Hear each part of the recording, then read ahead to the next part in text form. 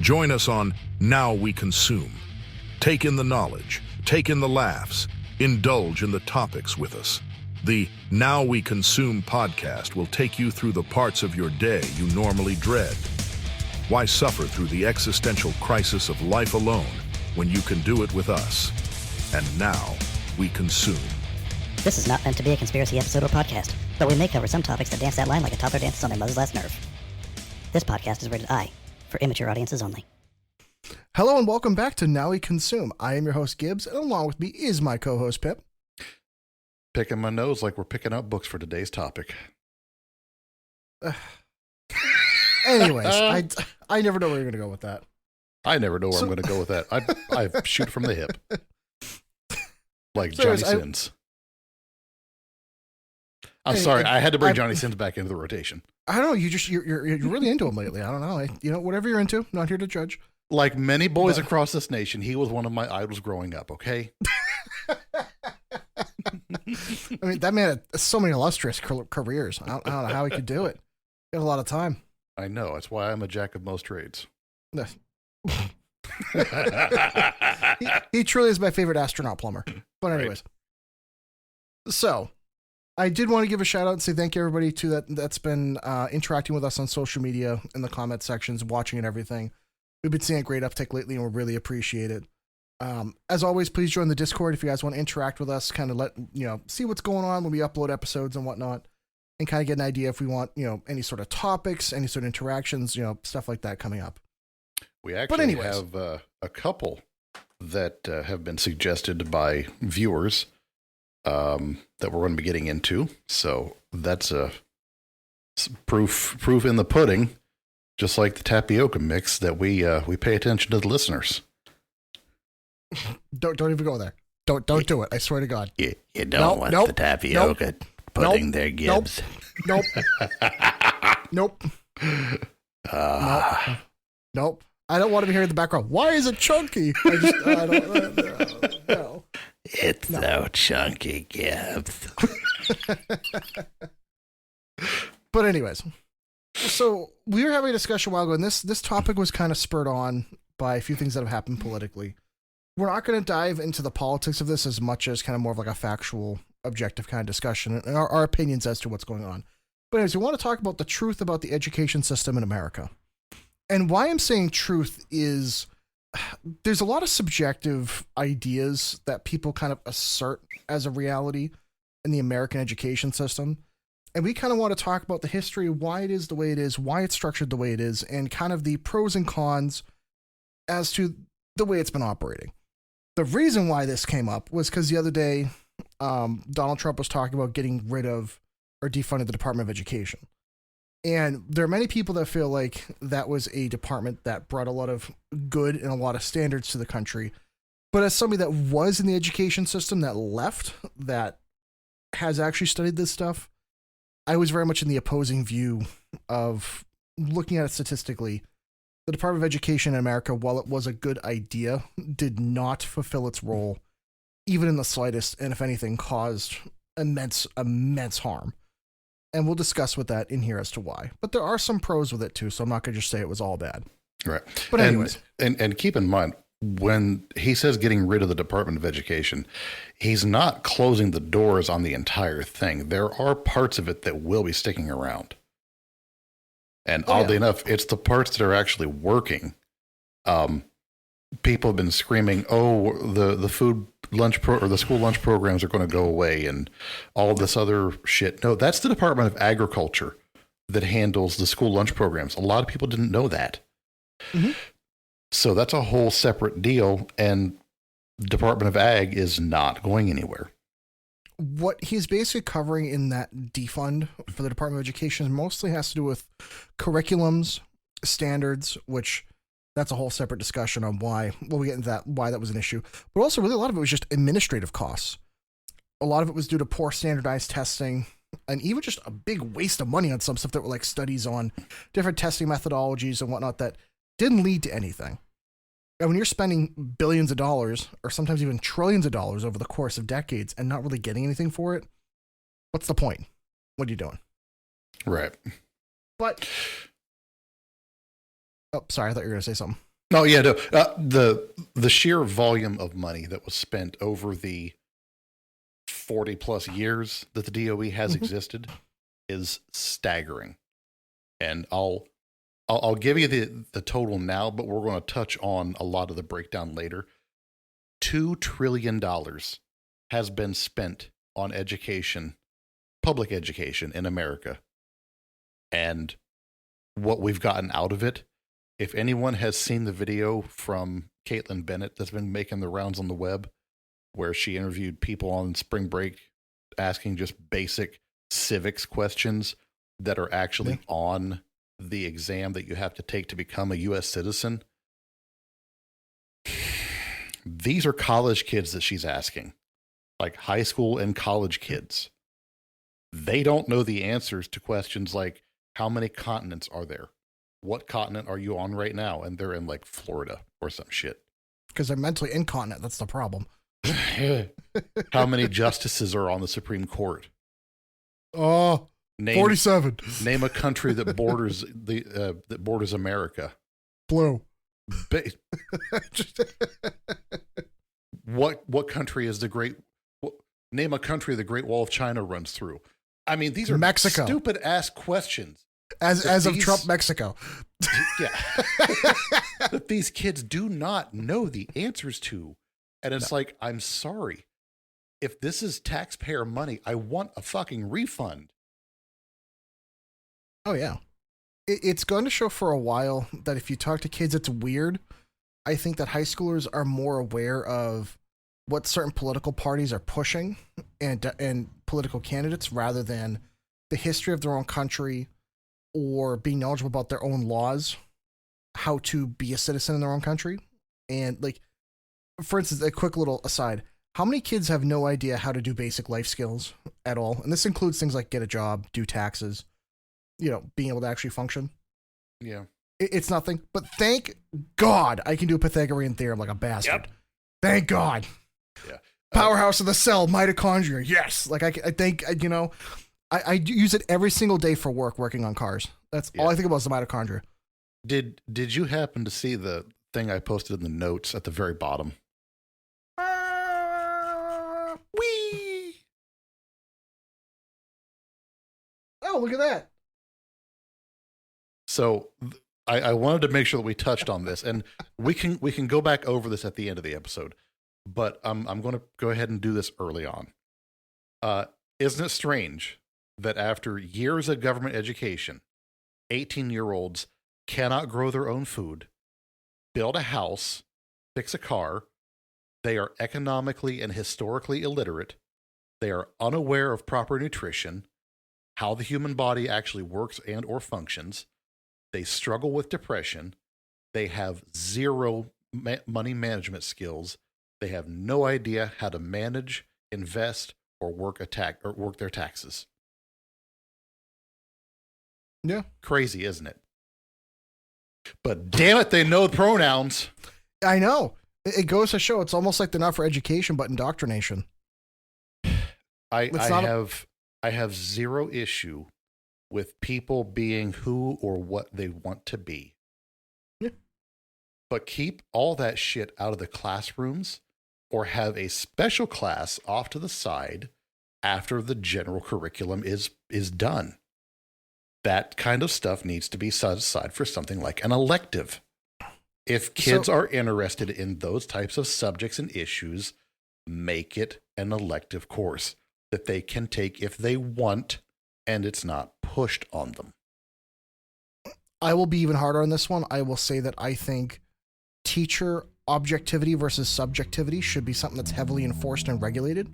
Yes. My problem was that the reason why I left the education system was because I was one of the few that did not want to push a certain set of values, and my goal was for the students to never know how I lean politically, because it's not my business discussing politics with them. If anything, it's to facilitate an open discussion where, at least in my opinion, as long as your thoughts politically are within the confines of the Constitution, I will never say a word. If it's not, I will just politely say, by the way, just so you're aware, that technically goes against kind of the laws of the country, just so you're aware, but besides that, have at it, whatever. But no, so many teachers preach their subjective idea of what this country should be as objective reality. And that is one of the problems why so many kids coming out of high school have no idea what reality is. Yeah. They are encapsulated in this bubble where they are so used to being coddled. They're so used to getting their way. They're so used to reality being what they deem it to be. When in reality, honestly, in the real working world, nobody cares what you think or speak as long as you do your job. If you're going to start a business, great, start a business. But guess what? Nobody's hiring a plumber to listen to their politics. Fix the goddamn pipes. Like it's that simple. It doesn't matter what job you do. Unless if you want to talk politics, go do a talk show or do a podcast, or do something to where people come to you for that. But no, a lot of these kids have missed the point. And unfortunately, it's every single person around them, whether it be their parents or the education system, propping up the idea of saying, oh yeah, politics is so important to you that we're not going to teach you history. We're going to teach you subjective ideas. And that was my problem. And it still is the problem. It's becoming less so. But as long as the teachers union is allowed to donate to a particular party, it will never be unbiased. Yeah. And that's the route of least one of the issues today. It's ridiculous.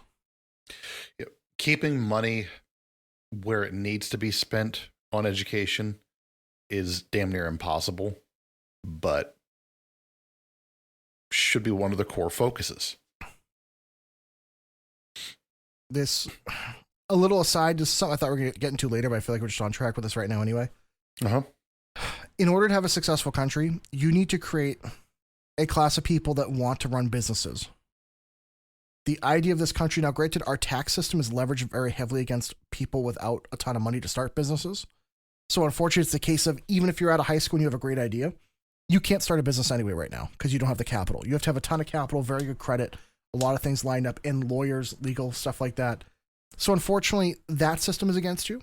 But vice versa, if you have no idea how to do your taxes, how to do payroll, how to deal with any of this stuff, how to even legally start a business, you'll never get going without some significant help.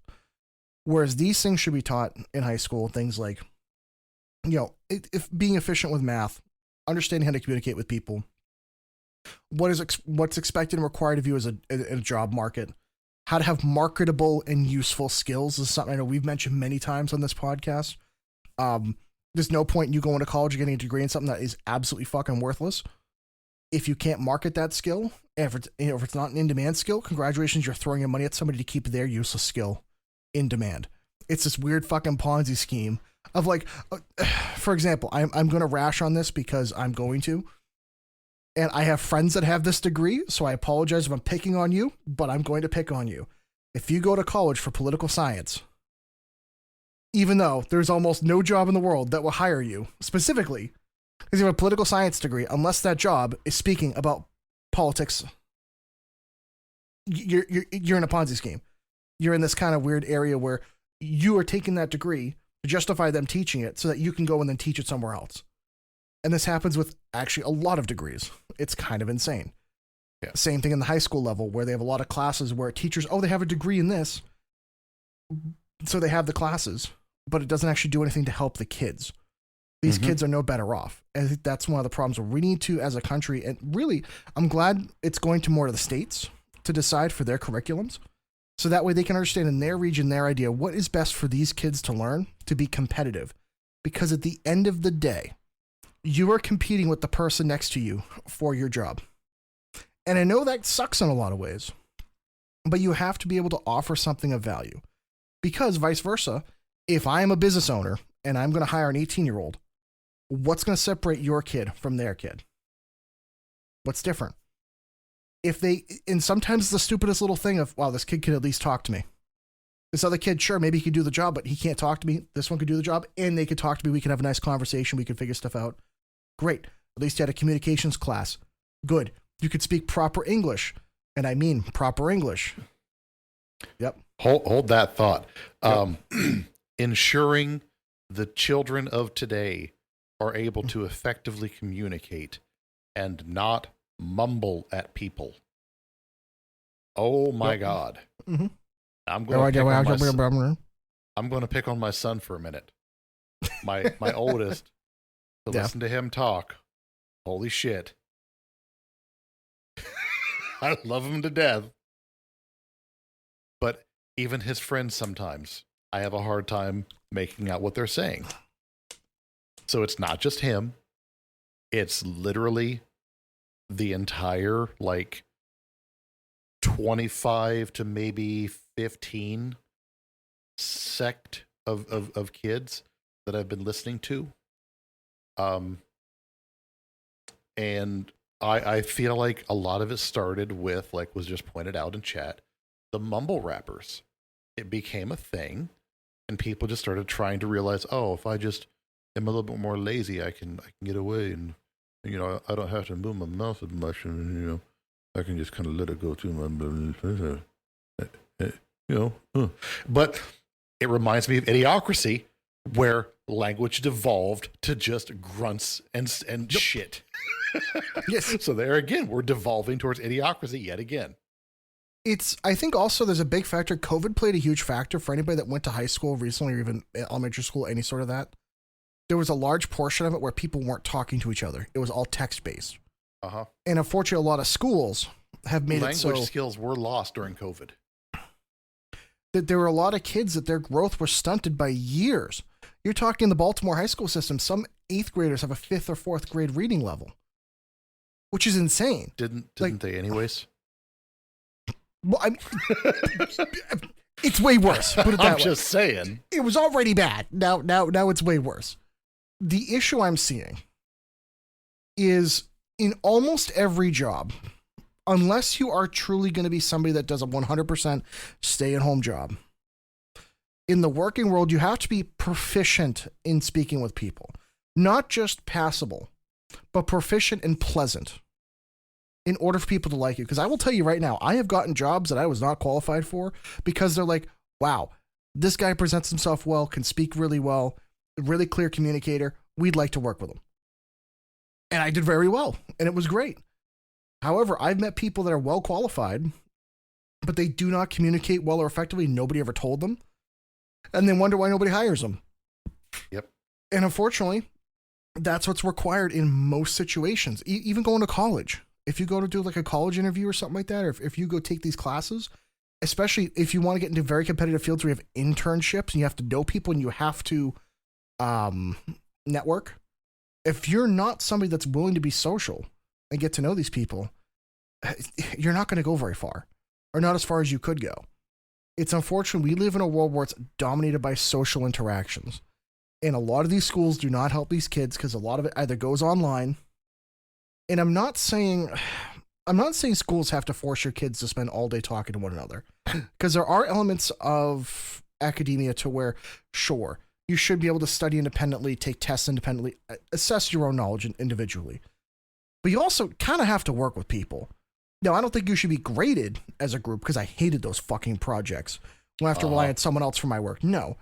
But you should have to talk to other people, talk about your thoughts on things. How do you come to these conclusions? I think that's very important, to be able to state an opinion and stand your ground on it, to be able to argue, to be able to discuss, to agree or disagree and be able to have some sort of point behind it. All of that has been kind of lost. Yeah. Because going back to the original point of, in a lot of high schools and a lot of curriculums, there isn't a margin to be able to discuss things. It's either right or wrong. It's either you have the correct opinion or the non-correct opinion. And unfortunately, as somebody that is a student of history, a lot of that shit is neither right nor wrong. A lot of it is very subjective, and you can take things several different ways. I thought history was just history. Yeah, history written by the victor. Good Written sir. by the victors, absolutely. That is the problem. One of the best examples I will have. So I'll tell you guys this in chat. Because I'm a history nerd, I have history books written by in England in 1890. I have a couple written in 1920, 1930. I have some German 1910, 1920 history books. I have a French one, which that one I have to spend the time and actually like decipher that one. I used to take some French classes, but I'm not good at French. I'm barely good in English. Is that from like the 40s? The French one, I want to say it was from the 20s. Oh. So unfortunately, I was going to ask if it's dented, showing signs of being dropped. No, they ripped out all the pages that were white to surrender. But Gotcha. But it's things like that to where you can really understand that there's a lot of things in education that do have some subjective arguments within them. Now, sure, you can argue math is objective based. Yes, absolutely. But that's when you going to apply these things and doing some other stuff. There's some things where you should be allowed to discuss and debate, and that's really just not allowed. Since you brought up math, and since we're talking about the education system, Yes. I recently got into a very heated back and forth with my youngest son's math teacher. Okay. About what? Because we're both proficient in math, so I'm curious. Well, yeah, I kind of have to be, given my job. The teacher was upset that I was showing Connor how to do math problems. Okay. And it wasn't being done the way they wanted it shown. As long as it's consistent, it shouldn't matter. That was kind of my argument. Yeah. And the teacher's response was, well, this is how we're teaching it. And I'm like, that makes no sense. Like, I had her take me through the steps. And I'm like, you're adding 10 additional steps, complicating it 4 times more than it needs to be. All you're doing is confusing these children. You could have had the answer 10 steps ago. Why are you adding all this extra shit in? So a lot of the Common Core math, I can tell you, a lot of it has to do with they try to have the proofing for that line within the next line. So the idea is technically, if you do it their way, it's very easy to see where you screw up. The problem is you have to remember how to do it their way. And if you don't remember how to do it their way, you will screw up. Okay. So here's the other question. Mm-hmm. If you're not showing everybody involved in that process, how is everybody supposed to know it? Because they didn't have a class for the parents to take to learn all this new bullshit. So you have a child learning one way, a parent that was taught another way. The two are not able to dock up and meet, so you can't make any of that happen and make everything happy. So, for the audience that didn't see the visual, you'll just have to look that up because I'm not explaining it. That being said, the thing you have to understand about the education system, they have zero intention of having you being involved with your child's education. This is my problem with the modern education system. I think it's very insidious, and a lot of teachers I don't think are aware of this. They actively do not want you involved in your child's education. I can tell you that right now.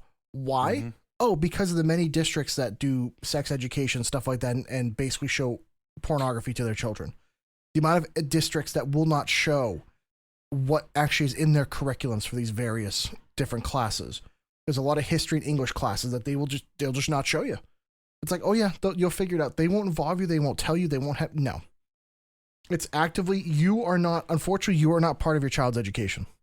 That's how they view it. They view it as they are the educators. They are the teachers. They are the ones that have the degrees, the masters or the doctorates or whatever. So why would they involve you? You're not in the equation, which is terrible.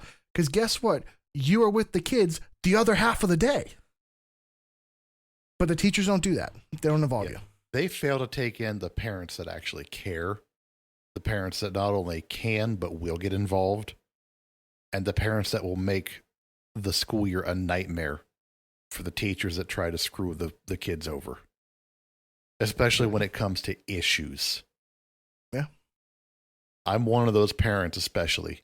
Someone fucks with my kid, I will rain down hell. Somebody bullies my kid, I will bully that kid's parents, and if I have to, I will bully that other kid. I will make them cry and piss their pants at school.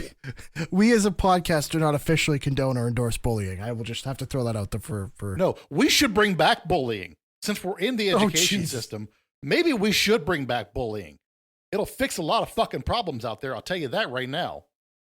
Well, the issue is a lot of schools don't actually address bullying. They have this no tolerance policy, but really it's an excuse for the school to not have to deal with it.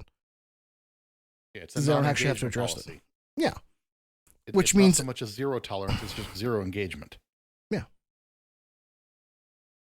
You're not allowed to interfere, intercept, do any of that stuff. It's just no. Yeah. No, my kids are very well aware and have been taught as much. Somebody puts a hand on them, they're putting hands back. Yeah. And they understand they will not be getting in trouble with me as long as they don't throw the first punch. But God damn it, they will be throwing the rest. But it's just it's a part of that system to where you as a parent are not taken into account, and the teachers might say you are. I'll be honest, It's all lies. I hate to say it. I saw it because I helped out with my family and other people I know. They just don't. And if you were a teacher that did, you got yourself into more problems and issues, because there are also legal, at least in my state, like there's certain things you can't even ask, you can't tell, you can't do certain things. You just have to kind of abide by the official curriculum, and that's that. God forbid you want to do something to help kids out. No. You just no. So, a lot of these regulations before had to do with on the federal level. So that's why going back to the original thing, I'm hoping that with the removal of some of these restrictions, it will go to the states and they'll be able to make smarter decisions about what these children actually need and what's best for them. If they push it more towards an original foundation of the education system, it might look a little bit better. But well, let's go back and keep the religious stuff out of the school. Well, yeah. I know people are kind of both ways on that. Let's go ahead and keep religion in the household and out of the school. Either that or the counterpoint should be religion is taught as an elective, where they teach about all religions that are, all the major ones. And Yes. just you touch upon it. Be like, this is what it is, this is what they believe. All right, next one, and that's it. Yeah. Talk about the values, the beliefs, the traditions, the different ceremonies, the different holidays, the different rituals and shit. Well, that'll get fun when you get to some of those. Hey, but that's why I feel like that kids should be a little older when you discuss that, and they can really understand. Absolutely. Because if you explain to 9-year-olds some of this stuff, they're gonna be like, "Why are you sacrificing a goat? None of this makes sense." But it's the symbolic nature for a lot of them that they would have to understand when they're older. And I feel like that's one of the problems, that they push a lot of concepts on kids that, while kids are smart, they also need time to be able to understand fully that the ramifications of meaning for a lot of these things. So, start with objective reality when they're younger, and then slowly allow them to explore these topics as they get older. By the way, the reference for sacrificing the goat does not necessarily involve any of the religions that have the pentagram. Food for thought. No, that is in so many of them, where the sacrificing and sacrificial stuff. Yes. It's in a lot of them, which I don't get. Why were humans so into that? Why is it just? I don't get it. I think it was a way for some of them to get rid of their girlfriends. I don't know. If you can confuse your girlfriend with a goat, I don't know what to tell you. No, their goat was the girlfriend. I was trying not to go there. Oh, I will. But touching on the original foundation of the education system, you want to take the first part there? Oh, yeah, absolutely. So, in America, weirdly enough, our education system, on its fundamental level, really hasn't changed in like 300 years.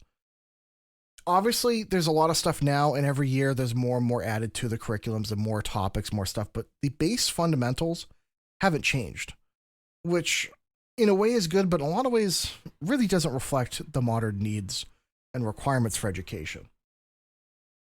But anyways, back before the revolution, you're talking 15th, 16th century, when Americans first land here.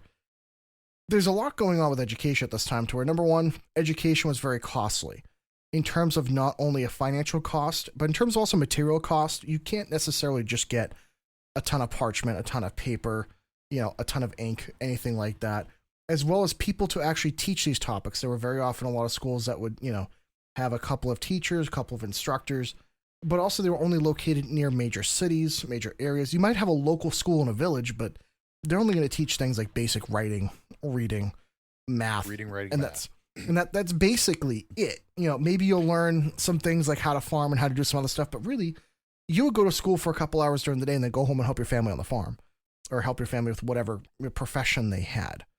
And keep in mind that the schoolhouses of those days were combined, so kindergarten through senior essentially, but it was more 8th or 9th grade would have been the equivalent, like highest level.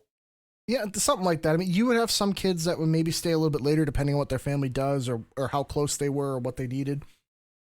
But also back then, it was also seen as a privilege to go. Like, not every kid could go. There were a lot of kids that, if they couldn't afford to get there in terms of time, or maybe they didn't have boots, or they didn't have a backpack, or they didn't have any way to move materials or learn or do whatever, or if the kids maybe just couldn't handle it. It wasn't like every kid in a village was required to go. It's not like how it is today where, the kid goes, they get schooling. There's no ifs, ands, or buts about it. Back then it was an opportunity. And many people really tried to grasp that. But again, it was very simplified compared to what we see today. Something to consider is that the Puritans that kind of came to America that fled from Europe, one of the things that they fled from England, one of the things they did recognize was that education in England at the time was a very much class-based thing, where the less educated people really couldn't get an education. There wasn't really anywhere to start. There wasn't really anywhere to go. It was very difficult to get something, to actually make something of yourself. That is one of the fundamental founding, core principles that America was started with from this, was the idea in the Puritan idea, or the Quaker idea, whichever way you want to talk about when those Americans came over, was that they wanted to give that access to everyone in the community that could access to it. They're like, hey, if you damn oats. I know, right? It's these kids were allowed to go and get the education that could be provided to them. Obviously, it wasn't top class, it wasn't, Harvard, but it was good enough to where there were many people that were able to be educated, at least to be semi or decently literate and understand basic math. And for most any job back then, or anything that you were trying to do, that's what you needed. That was all you needed. Yeah. That's all you needed. That was enough education to be able to start a business or work a job. Oh, absolutely. More or less. And it was really required, because it's not like in America you were expecting a ton of more people to show up. Like back then it was, hey, we're founding this place, we're running it, we're starting this colony.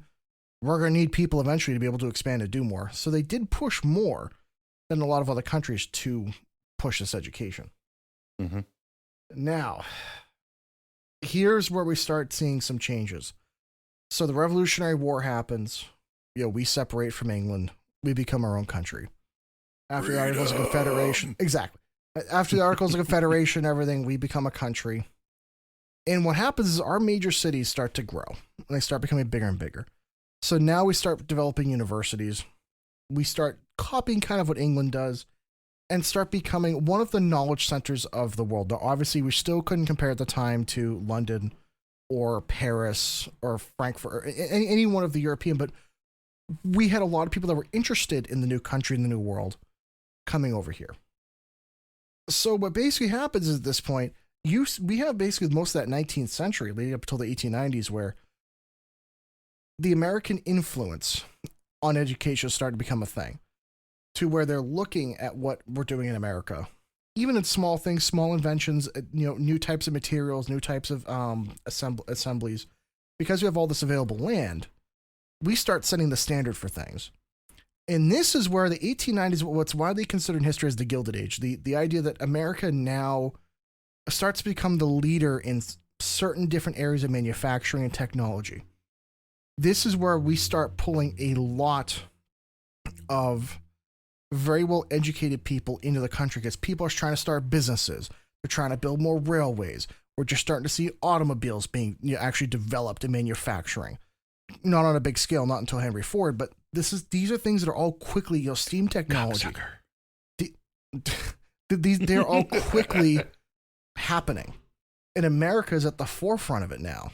So we have this massive influx of all of these well-off, educated people from other countries. Now here's where you get that melting pot idea that really starts to circulate. We have all these smart people, all these universities going up, all of this stuff happening. But what they realize is America does not need more thinkers. They need more doers. Yep. And this is where the education starts to switch. One of the biggest problems they are now seeing in the 1890s to early 1900s, even to like 1910, is, wow, we have all these people that can think and do stuff, but the problem is they're not doing what we want them to do. They are not able to handle being in a factory for 10 hours a day. A lot of times people work in 70, 80-hour work weeks, and that was considered Monday through Sunday. That's what they did. You go to work to survive, to pay, to have some sort of living somewhere. You go home, you eat, you spend time with your family, you sleep, and that's it. That is your life. This is before any sort of working laws, any before workers' rights. We're not even into the 1950s or 60s yet before that. You are talking long, hard work days. But what they wanted to do is get people that could be good factory workers. And when Henry Ford introduced the assembly line concept, the idea that you're responsible for that one little part and you get really good and really quick at doing that one thing, that is where people said, oh, if this is going to be the new standard for factories and manufacturing, which was by far what the biggest thing America did up until like the 80s and 70s, then I guess we should train people for that. So the biggest schools that received a lot of funding, particularly from kickbacks and from taxes coming from the automobile sector, they went into the education system. They started funding local schools. They started even doing apprenticeships and other programs with local universities and colleges. So now everything gets centered around this manufacturing concept. Not 100% of everything, but the vast majority. So the paradigm switches from before 1900, 1910, before that it was how to make a functioning citizen that can do the right thing and do something for the community. And now it's how do we make an obedient worker that is okay with doing this? So, about 150 years ago, we had a different name for those type of folks. I'm just observing what has happened. I'm not going to disagree with you, though. Obedient workers, huh? Hey. Okay. I'm not my words. Not my words. So, well, you have to realize too, indentured slavery was actually legal up until like the 1920s, 30s, even 40s. So it was one of those things that got rid of slavery, but then what they did is they would pay them down south, but their pay would be the exact same that they would owe in rent.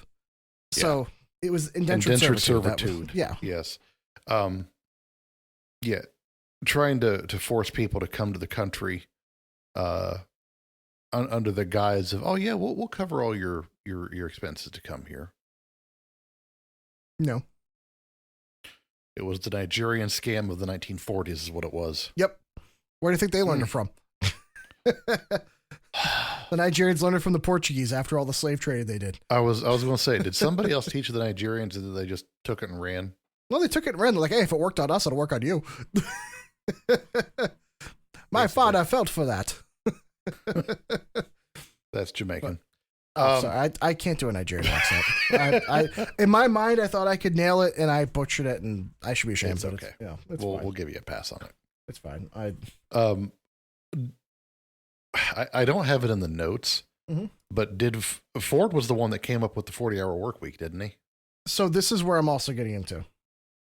He was somebody that was looking at productivity and efficiency. And what they had found was the idea of the 40-hour work week was the most efficient for their workers.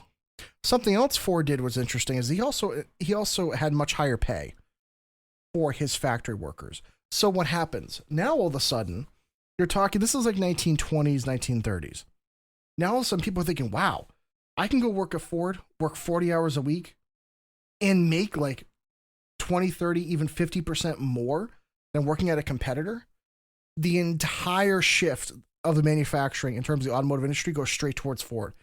That is why Ford made so much during World War II, because they owned so many factories and they had so much power industrially because of that a lot massive of their switch. lines were easily converted to war materials.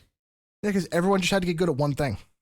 Mm-hmm. This isn't like, so what people can understand is back then with automobiles and really a lot of stuff, the term coach built today usually means it's like customized. One person does all the thing, or maybe one person does all of one type of thing. So one person does all of the leather work. Somebody does all the mechanic work. A lot of high-end manufacturers still do this today, like Ferrari, for example. They'll have one person build the entire engine and sign off on it. One person does the entire interior, they sign off on it. That used to be the way all cars were made before Ford. So the idea was they hired a small group of people that were very good at what they did. Because there are 5,000 other people maybe in that city that can build motors. They might just need a handful. But vice versa, they can only build a handful of motors a day. Whereas Ford, you can pump out thousands. And all those people to do one really good job. So, now with that industry switch, you have tens of thousands, if not hundreds of thousands of people saying, I want to work for Ford. I want to work in this setup. And now everyone else has to compete. And everyone else is looking and saying, wow, Ford was able to cut costs and produce better revenue, but then also give these people other bonuses. Like Ford was giving them company vehicles sometimes. They were giving them things like, vacations, which was never freaking heard of until that point. Mm-hmm. So by switching all of that, it really did focus on the U.S. educational system on, well, clearly that's going to be the future. Clearly that's going to be what people are going to need to be. We don't need people starting businesses. We need people to be able to work within the system from a 9 to 5, sit down, do this one job. Unfortunately, what that means is we switch from having a more organic, or what's considered the Montessori type structure for education, which is kind of working with the child to see what they want to do and what they're interested in, to, hey, this is a very structured, organized, you come in, you clock in for education, you work, you have your designated lunch hour, and that, or lunch, in my case, 20 minutes, 15 minutes at school, which is bullshit, by the way, just saying. And then you clock back in, you work till the rest of the day. And that's, weirdly enough, where a lot of our modern educational structure comes from. Which, I don't know about you, but in most any job I've worked at, because I've never worked in a factory, but in most other jobs I've ever worked at, it's never structured like that.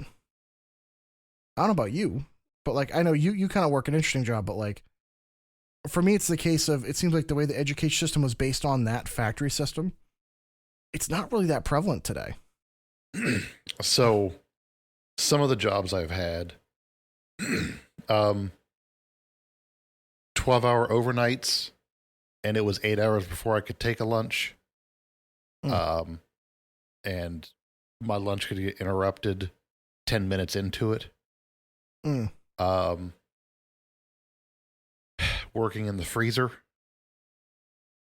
where it was -15 the majority of the time. The warm side was 34 degrees.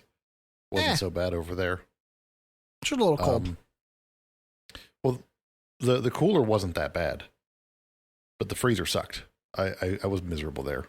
The people I worked with were amazing. They made that job worth going to.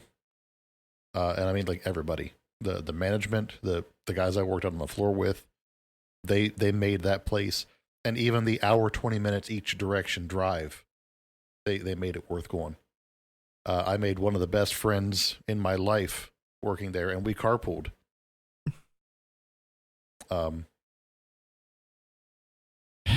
Lunches there were pretty reassuringly safe.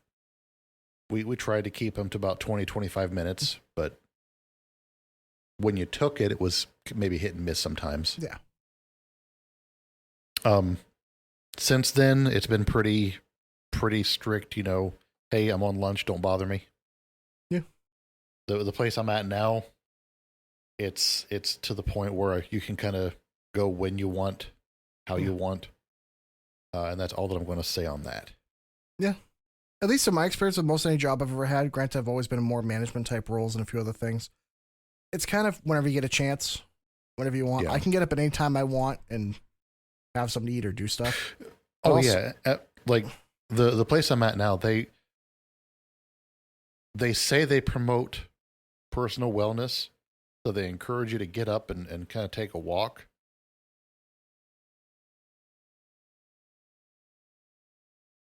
But It just doesn't always happen, no, yeah, which I get. But I feel like there's a lot of jobs now that are a lot looser with requirements as to compared to. some of the What? more upbeat, modern, younger person ran jobs, places like Google. Mm. My best friend, she works at Google. She talks about how they have entire like chill rooms with like switches and computers and just like relaxing chairs, massage chairs. Mm. I think she said they're in there. Mm. It's a very relaxed space. But those are companies that are hyper focused on efficiency. Yes. So that's taking the Ford idea of efficiency to the extreme. Yeah. Where the idea is if they're a company that needs ideas and efficient work, they're going to put the employee comfort as a very high priority. Yeah. Because for some, they A just comfortable are, employee, blood flow does make the ideas flow. I'd agree with that. Yeah. But here's an important thing for education that I wanted to point out that I was kind of building to. Mm-hmm. Up until the 1950s, after World War II, being an educator wasn't necessarily something that you went to school for in terms of at the elementary or high school level. A lot of times there was a pull for people in the community that were either knowledgeable, that had maybe some backgrounds in various things, but it wasn't always people that had a degree in education necessarily. But post World War II came the big push for people to get degrees, because coming out of World War II, the people that were making big money were things like doctors, lawyers, people that had to get degrees and be specialized. And this is where it became the big push for people to get educated. That is when we started making laws about everyone had to go to school. This is where they started changing fundamentally that teachers then had to be doing it as a career, where they had to get a degree in education. And this is where things start to shift to where you start having people that maybe they never worked another job in their life other than in education. They might not have those life skills to contribute or other perspectives to come from. And what happens is, looking in the 60s and 70s, that's when the first wave of people, are brought up in the education system. They go to college to become an educator.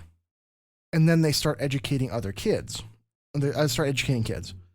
So the weird thing is, this becomes a cycle of, you have people, I'm not saying this for every educator at all, but it becomes a cycle to where it is very much promoted to go into education, get these degrees, get involved in academia, but not necessarily have other things to pull from to then teach children.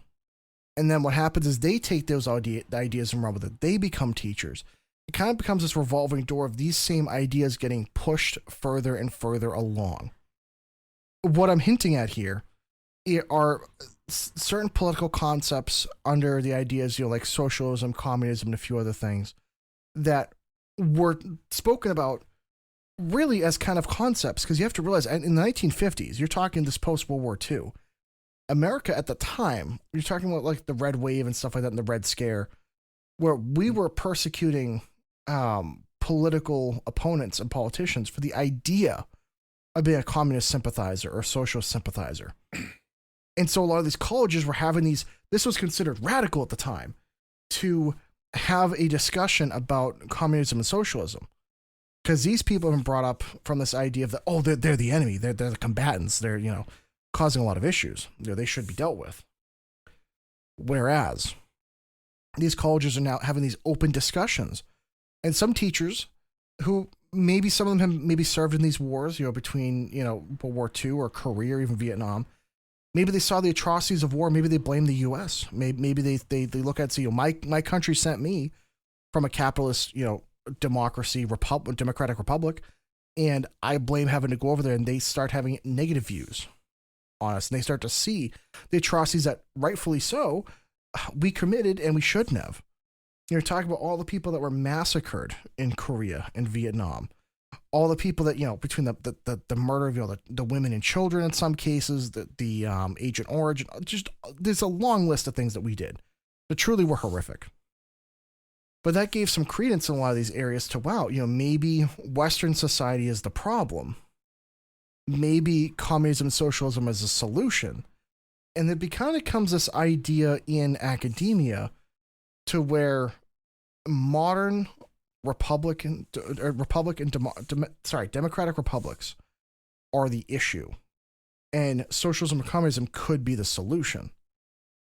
And then that percolates down into modern academia, to where now, I hate to say it, there are so many cases of teachers and educators, whether it be elementary school, middle school, high school, college level, doesn't matter, being devout communists or socialists and really denouncing the country that gave them the option to be able to become an educator. There are many of them that are so removed from the reality of even the existence of other countries, what they have to go through. And the only reason I bring this up is now we have a problem in this country of teachers that lack life skills. The amount of people that I met that became teachers because their parents were teachers and their grandparents were teachers, and that's great. I like that.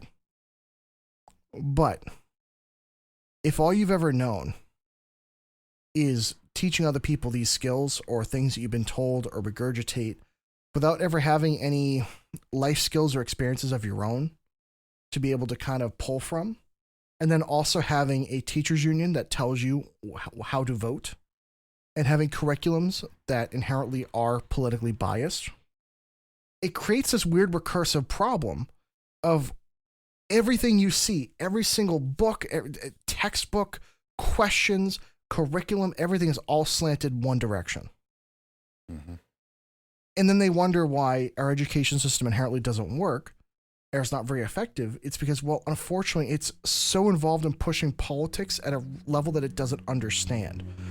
There are things that I saw in the education system, they wouldn't even understand how biased it is because to them it's considered a fact.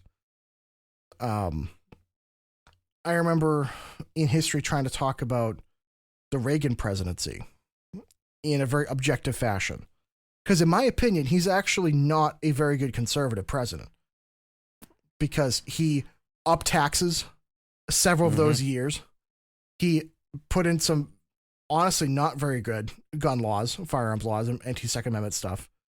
And he didn't really do much in terms of actually affecting the drug war. If anything, it made things worse. And those are kind of things where, in talking about personal liberties and freedoms, he actually didn't really respect those. He actually sided more of a collectivist idea, which is a little bit more of a California Democrat idea, which didn't he come from California, if I remember correctly? He kind of took a lot of it. Yeah, so this is kind of where I'm going, where he was a Republican conservative, but he's not really in terms of actual policy. He did it for a couple of things, but overall his legacy really isn't. But when I try to discuss this in a very objective light, they say, well, no, of course he's this, or of course he's that. It's like, well, but if you look at it objectively and take all the facts down and actually understand of it, it's very different. A lot of people who are so ingrained in their thought process are incapable of objective thought. And also, before I forget it, and Zoidberg's out of my head, one other point of making all the kids go to school is they can institute tax policies to get money out of all the parents. Well, not only that, but they also have complete control over what your kids learn. Yeah. And that's true. They can extort your taxes. They can put in property tax, say, oh yeah, this has to go to pay the school. Whether it goes to pay the school or not is irrelevant because most parents have no way of knowing. You know, you can't follow up with your local department. As we're finding out, the government does not know how to spend our money. What? No way. I just read that $1 billion was spent on a survey that had 10 questions on it. Yes, it was from SurveyMonkey, by the way.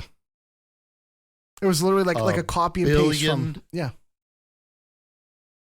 Billion with a B. Yes. $1 billion Yes. was spent on a 10-question survey.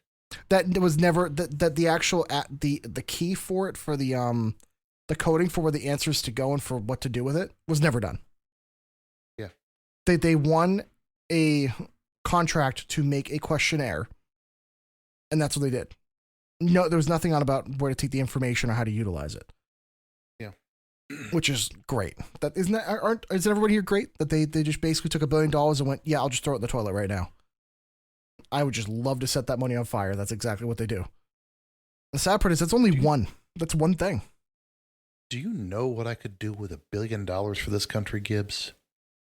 You know, I feel like 95% of it is not appropriate for Twitch. You're not wrong. But see that. Oh, don't worry, Wookie. They're the government. They're here to help. It's okay. Yeah, no, they're not here to help. They are not here to help. Uh-huh. So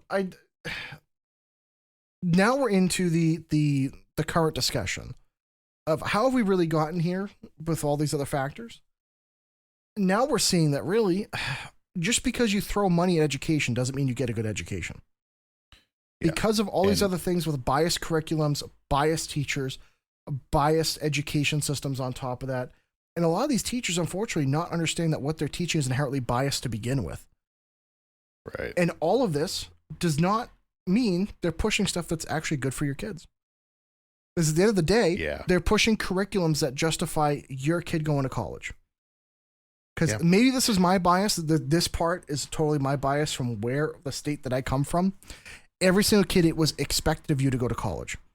If you were a kid that said, what if I want to go to trade school? They would laugh and say, go to where the stupid kids go at the trade school. Shun the non-believer. Shun them. That's how it was. Like, I will never forget. This was in May before a couple of kids were graduating. And I was asking all these kids, hey, now that all of you graduated, like, congratulations. What do you plan on doing? And I had 8 or 9 kids that say, oh, I want to go to school there. I'm like, that's great. That's awesome. Good for you. And there was this one shy kid. I was doing a piano class at the time because, history and music, I was doing music. This one kid that I got along with really well. He tried really well. He just wasn't good at piano, but he really tried. So I gave him an A. And he was like, I think I'm going to go learn a trade. And I immediately perked up and said, you're probably the smartest person in this room. And he was like, what? I'm like, yeah, which trade? Electrician. I said, dude, in this state, you'll be making 6 figures in 5 years while everybody else is 6 figures in debt. Good for you. I hope you do it. And he was like, he was awestruck.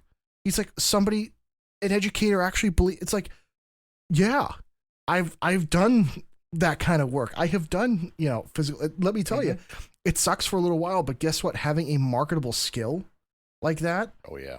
Way better. 100%. Way fucking better. Absolutely. So now I want to just kind of segue in the stat that I gave at the beginning of the episode. I want to kind of put this in a little bit. $2 trillion, trillion with a T, has been spent on American education since the Department of Education's inception. The return on investment, pretty abysmal. Well, especially test scores. Oh, go ahead. I was going to say, especially when you look at, number one, what that money could have been spent on, but also number two, when you look at comparing us to other countries, it doesn't and I'm well. I'm gonna mushroom stamp on that here in a second. Right. Test scores for American students have been consistently at or near the bottom of ranked testing for the last 30 years among 50 countries. Schools that do not follow the notion of teach to the test, however, consistently produce students that test higher on those same rated tests when asked to perform on those same tests. So you've got tests like those Montessori schools like you were talking about. Montessori, that however the fuck you say it. the private schools, the charter schools Yep. that don't follow the state standards of, well, here's the test that we have to take at the end of the quarter. We have to teach what's on here. Don't worry about that really cool subject you want to look at. This is what we have to teach. The schools that let the kids kind of learn the different stuff and go about things a different way, they have the higher test scores. Who would have thought? I feel like when you actually treat people as individuals, you might get better solutions, a better response, a better education out of them, rather than thinking everybody's the same. Because guess what? The kids aren't. You could try and develop the best education system possible, and guess what? You're always going to have kids that flunk out and always have kids that succeed. The role of an educator should be to adapt the curriculum to best reflect on how that child learns. And they are not allowed to do that because at the end of the day, you have state testing of the stuff that reflects on you as a teacher. And unfortunately, how our teachers graded, it is not by the children of the parents. It is by the state saying, how many kids passed that? How did they do? Did they score proficient? Did they not do that? I actually have a story. Because hold on. Yep. And that's why they've been lowering testing standards through the years so that more students pass and it pads their numbers. Because those schools get more funding based off the test scores, not based off those children's success or how they would rate the school. It's, hey, if you got all proficient on that, then you're great. If you got all A's and B's, great. That's all they care about. Because at the end of the day, they don't care about your child individually. They just care about the number. If your child's 87240 and 87240 does well, great, they passed. Regardless if they can ever get a job or have a house or have a successful marriage or anything else. They don't care. It's not, they don't give a shit about that. What I was going to say, in my state, they introduced state testing. It was originally designed back in the 80s to test the teachers. The first year they did it, over half the teachers failed. They immediately changed it to test the students. The first year it was meant to test the teachers and see what they were teaching, how effective they were. The teachers union said, yeah, this sucks. This didn't work very well. We're now going to have a test of students because we always did that, right? Yeah. Nothing to see here. No, nobody failed. This is fine. This is not a reflection on a bad education. No. And it's scary because my state's supposed to have one of the highest education standards in the country. Yet I see kids that can't read and write, but they can pass the test. And here's one of the final problems I have. Knowledge retention is huge. In any job that you ever work at, knowledge, the ability to adapt and quickly learn and to retain that knowledge is huge. If you're a boss, the idea is you want to have an employee that you can teach them something once and they retain it, they remember it, and they know how to implement it. In education systems, the way they're done now, the idea is to teach me something, as long as I remember it for a day or two or the week before the test, I'm good. After that, that's all. Doesn't matter. Doesn't matter. I could have dumped out my brain the day I graduated, dumped out 90% of all the shit they ever taught me because it was irrelevant. And every single kid in high school knows this. Every one of them. They are not tested on how you retain this information. Can you recall this information? How can you analyze and use it? No. It's only about short-term recall, which is a detriment because in any single, I don't want to say every other, but basically any other career you could think of, you build off of years of experience. Mm-hmm. You need to remember that shit. You need to be able to build off of it and learn and adapt and grow. So why they don't base this education system on the idea of you can grow and learn more, but have to retain that other stuff, number one, is beyond me. I think it's ridiculous. But it does these kids a disservice. By teaching to these tests, they are robbing these kids of being able to learn stuff long term. And instead, the teachers were simply too afraid of being called out for not being able to teach well enough. But it's also the flip side of, it's the unfortunate part of, if you're trying to teach all the kids, get a room of 40 kids to understand a topic at the exact same time, that's usually not going to happen. Some kids take a while to process it. Some kids will pick up on it instantly. Some kids need some time to conceptualize it and figure it out or look up stuff. Everyone's different, but they don't allow for that. because at the end of the day, the teacher is graded on what the kids know that day. And either it's pass fail, basically, essentially. It's either the idea of, either they get enough on the state numbers or they don't. Yeah. So it's a shame. But at the end of the day, it goes to show that the amount of money you throw into the education system doesn't mean anything.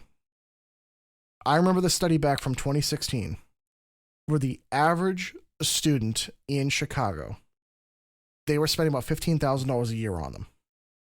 And they were one of the lowest. Per student. Yeah, per student per year. They were one of the lowest ranked schools in the country. There was a school in Denmark that spent just shy of $5,000 a year. And they're one of the highest rated schools in the world. Wow. All of it converted to US dollars at the same time. People wonder why they're spending 3 times the amount in Chicago. Why are they doing well? Number one, the curriculum wasn't doing very well because the curriculum really didn't make sense and didn't relate to those kids. Number two, they were taking a lot of classes and different things that really didn't relate to, that didn't help them to help with their career or what they wanted to do. And the other problem is, quite frankly, it also has to do with a culture problem. If you're not invested in that child's education or the school's not invested in that kid doing well, if all they care about is the numbers, they're not checking in, they're not going the extra mile. And in a lot of cases, American school systems, unfortunately, they resort to things like just assigning a ton of homework to make up for the lack of education time in the school.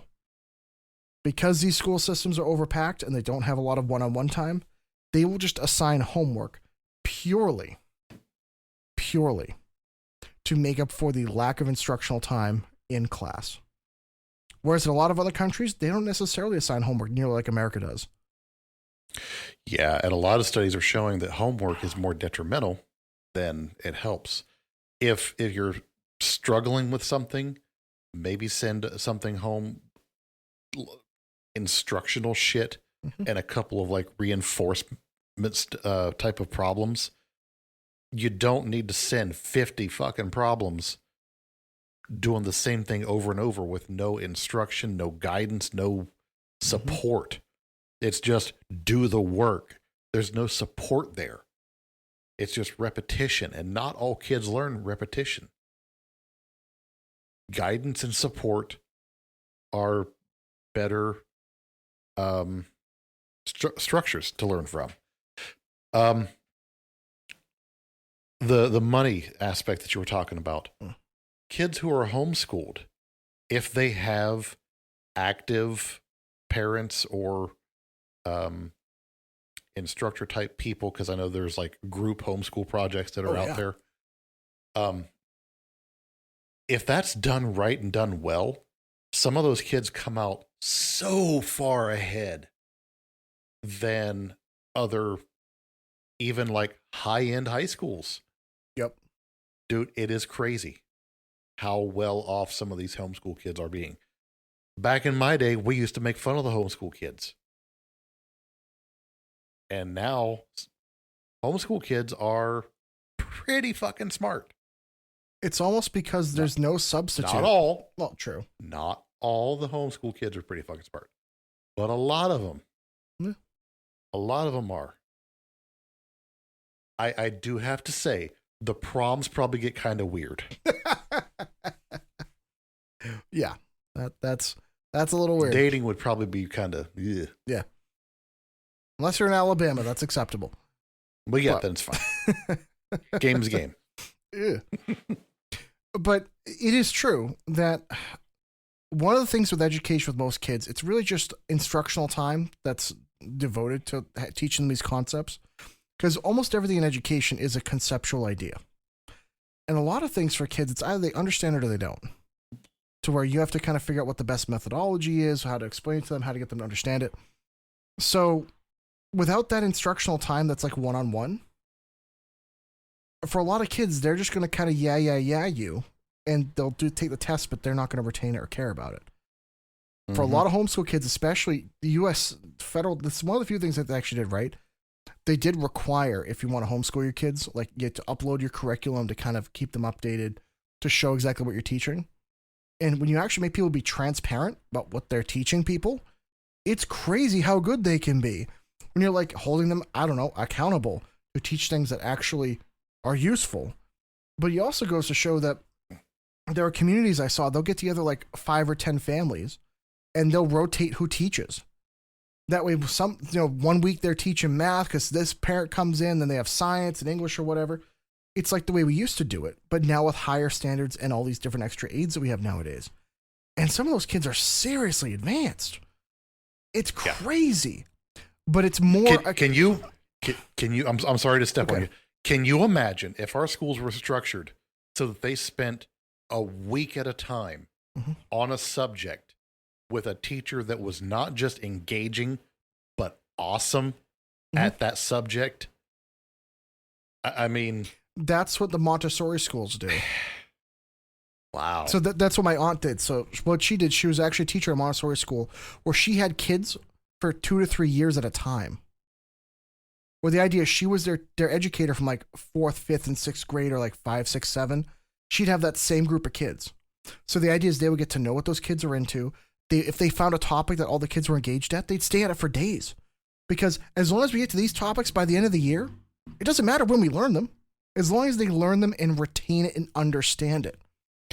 One of the fundamental problems we have that I don't know why we're not using, if we want to use the internet for all this stuff, why not make the curriculums 100% on the internet for any high school, or middle school, elementary school, all that, and let the kids be able to walk between classes and say, all right, cool, I'd like to just do this today. We're doing this today. We do this today. Be able to learn at your own pace as long as you get it done by this time frame. I'm obviously not saying they could do willy-nilly, do whatever, but you get my point. With a little bit less structure, but a little bit more of being upfront about this stuff, you get some kids that I bet you, hell, they'd be done with high school by the time they're 14. Because they're just into it. And for some of them, that might be really good.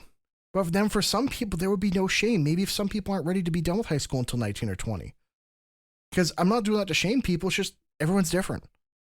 But we have a system where we force people, at this date, you're done. You're now an adult, whether you're ready for it or not. And that's not necessarily fair to some people. I have met people in my life who were not ready to be adults until they were 30. Yeah, we can't keep them in the system that long. But but I agree with you, though. So it's a very... And also, alternative types of classes, even like using games to teach theories. Yeah. And concepts, rather. Mm-hmm. Take a game like Magic the Gathering. Mm-hmm. That is a game that can teach social constructs, strategy, math, reading, comprehension. Because good God. Well, that's the thing is, there's a lot of things you can use that can focus on knowledge retainment. And so one of the things they say, knowledge and wisdom, is where knowledge is the ability to retain something, but wisdom is to be able to actually utilize that information effectively, to be able to sort through it and actually use it. So it's one of those things where there's a lot of other games, but also various different things you can use to reinforce this education. Uh-huh. Sorry, just adjusting something 1 second. But at the same point, there's a lot of other interests that kids can get into. For example, like, unfortunately, at my high school, they introduced a robotics class the year I graduated. Oh, I would have loved robotics or coding. They never had a coding class until 2 years after I graduated, even though I was pushing for stuff like that. I was pushing for computer classes. My computer class, you know what they taught me how to do? Type. Google SketchUp, how to do a cylinder, how to do a square. Oh, chapter 3, how to do a rectangle. Oh, it was crazy. You can make the square longer. But the sad part is, this is stuff that, like, you can fucking figure out. Like, this is nothing easy. Nothing simple. This is stupid. But there are things that they can teach these kids that not only can align with what their interests are, but also give them marketable, useful skills.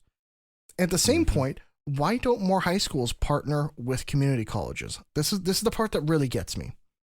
I spent all that time doing advanced placement courses in order for colleges to say, yeah, but we don't recognize those credits. I spent all that time in high school taking what's supposed to be a college level course for them to say, no, we don't recognize it. We don't want to do it. No good. I could have just taken a fucking college course and actually gotten college credit for it and been less effort. Uh-huh. I think there needs to be more of a blurred line when it comes to when you're done with high school, when you start like community college and doing stuff like that. That needs to be something that's way more fluid. Because there are some kids that should be able to do some of that stuff. Like if I had the option to do, if I could take in the sound engineering and music classes that I took in college back in high school, I would have probably taken a completely different trajectory in life. But I didn't get access to that information until I was older and had to pay for it. And then I was like, oh, this is going to go a different way, which good and bad, don't get me wrong. Yeah. But I feel like there's a lot where these kids are missing because they're so focused on these academic things. Like, you have to remember all the dates that happened for this thing in history, but they don't understand history thematically. I don't know if you know where I'm going with that. So there's a bit of an aside that's going to take me like literally 30 seconds to say this. Okay. I'm sick of history classes that they focus on dates and when things happen and not understanding history in a thematic manner. The idea of these themes that keep repeating. Like the idea of empires rising and falling. Why do they rise? Why do they fall? What happens? Look at the rise and fall of like the Roman Empire, the Greeks, the Egyptians, even the Eastern and Western Roman Empire, Germany. Look at what America's going through right now. Yeesh, that sounds very fucking familiar. But history always repeats itself. If you were to ask kids nowadays who went to high school, how is American politics and history similar to Roman history in like 300 to 400 AD? They'd be like, I have no fucking clue. But if you look through history, rather than less on the dates when things happen, because that's an easy cop out, but more the themes of how did this empire rise and fall? Give me 2 paragraphs each. You'd be able to look and say, some of those kids can't even spell empire. Yeah, and that's it kills me because they're not looking at things for how it relates to what you do on a daily basis or what you might think about. Like for example, I was lucky in high school. I was able to take a physics class where we did a whole section on electricity. So like I understood what Ohm's law was. I know volts and amps and everything else and how all that kind of works. And that actually changed it for me because I was able to do like some wiring on my car and do some things around the house and around the farm and do some stuff. I got more mileage out of that physics class, like applied physics, than I did out of any English class. Oh, absolutely. I spent, you know what was required for me for my senior year for English class, which is the most bullshit thing, and I will never not be pissed about this. Do you want to know what I took an entire year of my 18-year-old life? Fucking poetry. My entire senior year was analyzing Shakespearean poetry. You know what I have never done a fucking day of my adult life? Poetry. Shakespearean poetry. It wasn't even modern poetry. No. She said that's the only poetry that's worth looking at. Because she subjectively has a degree in, Shakespearean poetry. So she's like, I run the English department, so that's what we're going to do. And let me tell you something. It's never once helped me. I never once learned anything from that I can actually use in daily life. And sure, I bet you there's somebody out there that learned one thing from that class. But I will tell you right now, she wasted it wasn't you. Hundreds of hours of my life, and I will never forgive you. I go out of my way to not forgive her. Because that is a waste of time. And I think I look at kids where you only have so much time to teach them everything. Every minute matters. So make the most of it. I think with kids, especially kids that show aptitude and ability, if they're given access to some of the higher level courses and even college level courses early enough in high school, if they're able to complete them, they should 100% get college credit for those. Oh yeah, 100%.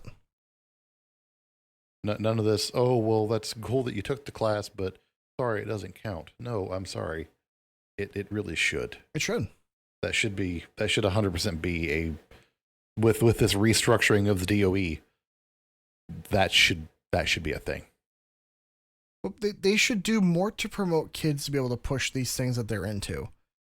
And I would love to see, like, so out in your way, do they have a lot of trade schools? Like high school kids to go to? So my way, because I'm like in an academia center, they look down upon them.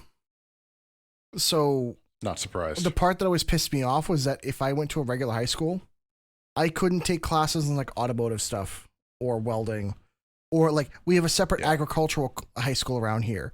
So if you want to do anything with like farm animals, farming, raising animals, stuff like that, they wouldn't even touch it. You couldn't even you couldn't even grow plants at the high school I went to. We have a whole college that's basically like for trades and agriculture, more or less. Yeah, because but it's a whole college. Yeah, it takes a lot. Farming is actually surprisingly involved. Yeah. It used to be something that was taught down from person to person because it was so freaking involved. Around here, It was so distant that like they would kind of push you away from going down those roads. So sorry if I'm a little biased on some of this stuff. I know there's a lot of areas of the country where it's a lot more balanced, and I appreciate y'all. But unfortunately, not around here.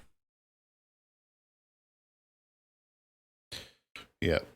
Schools that have like FFA programs are great, but they're few and far between in like the ones where they're able to go and do a lot of the activities where the FFA would like matter. Because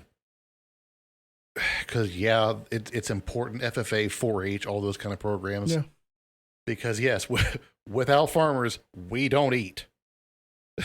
How am I supposed to keep this bodacious bod in check? I like to eat. What?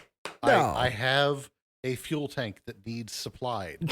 So, to quote Patrick Starr, but I'm gonna starve. Is mayonnaise an instrument? Is mayonnaise an instrument? I love that one. Yeah. I will. I will be quoting Patrick Starr and SpongeBob until the day I die, and I'm okay with this. I'll probably some kind of a quote on my deathbed. Besides, no, I know what. Damn it! Damn it! You there? Show me them titties before I go. Give me one last yank, would you? Oh, I love the chat. Oh, and the fact that's my son is even better. The fact that your son has that name in chat, I know. just is that something that I'm not going to bring it up, but I apologize to the people listening on audio. So just so you guys know, we live stream these when we do them now. So we do have a chat box. People get to see us on Twitch. God, not that chat. Don't say that about my son, Osai. Anyways, so that's why sometimes you'll hear us laugh or there's stuff going on in the background. We stream this whenever we do the episode live, so that we get conversation. Today's the day Osai ends up on the list. Wee woo. Wee woo. All right, so degradation of quality in the education system. Some of the concerns that we've had to endure are declining test scores, achievement gaps, lack of global competitiveness. So consider like what a lot of Asian countries are doing, where they're focusing on two different avenues. Either one, they're focusing on having their kids be really good academically and being very strict about it, or option two, being very good, like business minded and oriented, which neither one of them is like the ideal way of doing it, but I will give them credit. At least they're making them being really good at math and science. Whereas our kids, not for nothing, they suck at a lot of stuff. It's because unfortunately this Common Core stuff is crap. I'll just say it. It's not worth it. 100% it but is. Also, like, our tests don't really enforce anything. It's not anything of matter. They focus so much and on... our kids have way too much time off from school. I never in my life thought that I would say that. A restructure that's been kind of getting floated around is doing 3 weeks on, 1 week off all year long.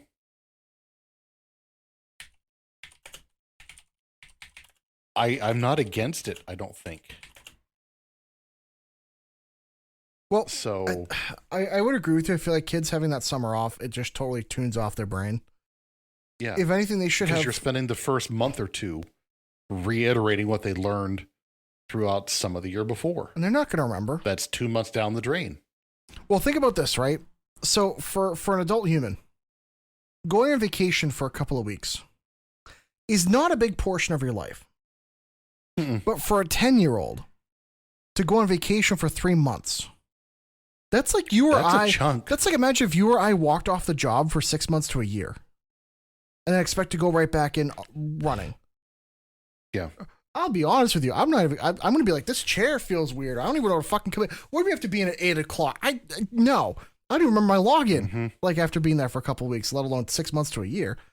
People forget that time is relative to the proportion of time that you've been alive. So for those kids, I remember going back to school. Granted, I'm like I was good at academics. Even I was like, fuck this. Coming back in after the summer, I was like, no, this is ridiculous. This is insane. Yeah. They should have more vacations, but spread out. Yeah. 3 weeks on, 1 week off. I'd be okay with that. And it's continual, so no more summer break. Yeah. Because you don't get a break when you go to a job. You work, unless you're a school teacher, but. Yeah. Which most of them have it's jobs over the summer anyway, like I did. It's got its pros, it's got its cons, but I mean, it's something that could be debated on. Yeah. And that's how a lot of private schools do it. It's how a lot of the charter schools run. Why I don't even know why colleges do that. Daycare schools, colleges, they run through the summer too. But I don't know why a lot of colleges don't run through the summer as well. Like I feel like we should get rid of that whole 2-semester idea. Yeah. I think that's pretty dumb. Go back to quarters. I don't know why they got away from that. Because they're academics. They know better. That's right. They're smarter than us. Yeah. The impact of socioeconomic factors on educational outcomes, the fact that the higher tax areas produce better grades for the students, we're showing that that's not always the case. It's not a factor of money. It's a factor of time. Yeah. In more areas that have more money, more often there's going to be a one breadwinner household where there's another parent home and more involved with the child's education process. And that's the key. The problem I have seen more often is the fact of parents being so busy working or doing other things that they're not actively involved in their child's education. Whereas with a one parent, with a 2-parent household where one of them is not working, it pretty much guarantees that one of them is at least half-assed, like at least trying somewhat, or at least there. Yeah. If there is a parent that is engaged with the kids in their school's school work, the outcome is vastly different than a kid that's just left to their own devices to try. Because most kids are not going to regulate themselves going to school. No, like most won't. Some 1 out of 100 might. Yeah, you probably get honestly 5%. Yeah, realistically. The rise of for-profit education and the effects of that on the quality of education. 100%. When they start to focus on profits over outcome, the kids lose every time. And that's the current high school standards for 90% of the schools in the country. Is because their profit is based off of the bonuses the teachers get and the school gets for how proficient they are with state and or federal testing. So it's a money game. I hate to say it. Yep. And off of that, the ever-increasing cost of higher education and its effects on the population. Yeah, it's great if you want to go be an engineer, a doctor, a lawyer. You're going to come out with damn near $200,000 worth of student debt. Isn't that great? Actually, that's a low number for doctor or lawyer. A lot of doctors, disgusting. Veterinarians in my area are over $500,000 in debt typically. Yep. But veterinarians in my area, they charge a couple $100 an hour for basic stuff. And I mean, like, that's basic. Well, now we know why they have to. Well, everyone wonders why the cost of things have gone up. It is correlative. There's your word of the day. These doctors and lawyers have to charge high rates to pay off the student loans that they have accrued. Well, it's because those colleges are just allowed to put whatever price tag they want on it, which is fine, but there's no incentive to start another college to compete with them. And those colleges keep getting money from donors, and those donors are able to give them money so they have even more money. It's this revolving door of every year it will cost more whether you do anything about it or not. But it also comes back down to the Department of Education. They don't set standards. They don't set limits on what can be charged for tuition. So it's a combination. So one of the problems we had is back in the 80s, we started giving out Pell Grants to kids that did state testing and federal testing and stuff like that. And the problem is a lot of kids were just getting not only grants, but also FAFSA and federal funding that was automatically approved, which meant basically any kid could go to college, but they never worried about paying it back. Well, back when they first started the program, you could have colleges where you could just work at McDonald's and then pay off your college and still have an apartment and you were fine. Nowadays, when the average kid in college makes probably 15 an hour, 16 an hour, and that college costs 30 grand a year for like an average state college, 20, 30 grand, something like that. Probably more like 20. Good fucking luck. You're not doing that. There's no way. No. It's one of those things where every year, unfortunately, that value of education becomes lower because more people have that degree. So therefore you have to push higher to get the equivalent value. You're always chasing behind the ball. And unfortunately, there's always, not always, but for a lot of these systems, for a lot of these degrees, there are more people entering those than there are leaving. Because in an academic world, people can work until their 70s. Sometimes even I've seen professors in their 80s. So here's the problem. Hey, he wasn't a professor, but we just had a guy retire, 84 years old. That's what I'm talking about. And he worked there for 62 or 64 years. So here's the same job. The other problem with the economy. When it comes to non-labor jobs, because they can work so late, that means that job isn't open until 20 years after that job would normally be open. So that means for the last 20 years, somebody that could have gotten that job and got up the economic ladder can't. So we have this really weird problem of there will always be more people entering these highly academic jobs than there will be retiring or leaving. So therefore, their value goes down over time. And when the value goes down over time and the cost keeps going up, people wonder why they're upside down on their loans and they'll never be able to go anywhere. You know, so it's just something to consider to where for a lot of people, make sure if you're going to go to college, make sure it's actually a marketable skill that you're going to be able to get hired at. And also don't go into debt for $200,000 or $300,000, $400,000. I'm just going to be making a boatload of money.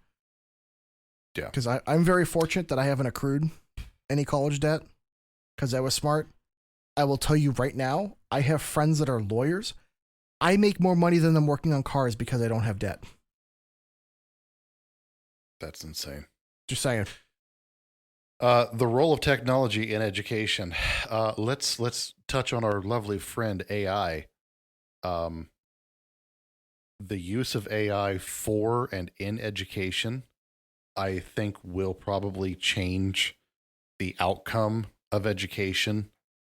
A lot of people are starting to kind of get the idea that it could replace education altogether in some facet. It's just going to be a matter of we just need to teach humans how to use devices to a certain extent, and then they'll get all the information they need. And oh God, it's WALL-E all over. That's kind of the problem. It's a good and bad.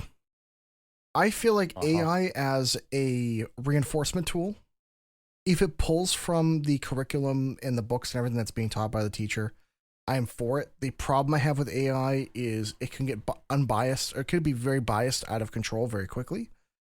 Yep. Or the other issue is it can lead to a scenario where it confuses one word for another word and then completely ruins, a lot of education, a lot of standards. It's one of those things where as an aid, however, it could be amazing. Because, for example, using it instead of a tutor, 100% agree with that. So I actually watched somebody, they were using, I think, Grok with a text-to-speech. They were recording a professor's lecture, and they would record it to text, and then they'd ask Grok to make an overview, and it would do like a summary overview, and then they would ask Grok to make note cards, like flashcards. So then they would literally just take a nap during it, go home, look at it, figure it out, listen to it, and then it'd be all set. And they'd be way more productive than just being there trying to listen. which Yeah. I believe has options, that is awesome. I wish I had that. That'd be Oh, great. yeah. Because especially as dumbass me, first semester college was like, I'll take an English class at 6 in the morning. You know what I did at 6 in the morning during a college class? You were trying to sleep.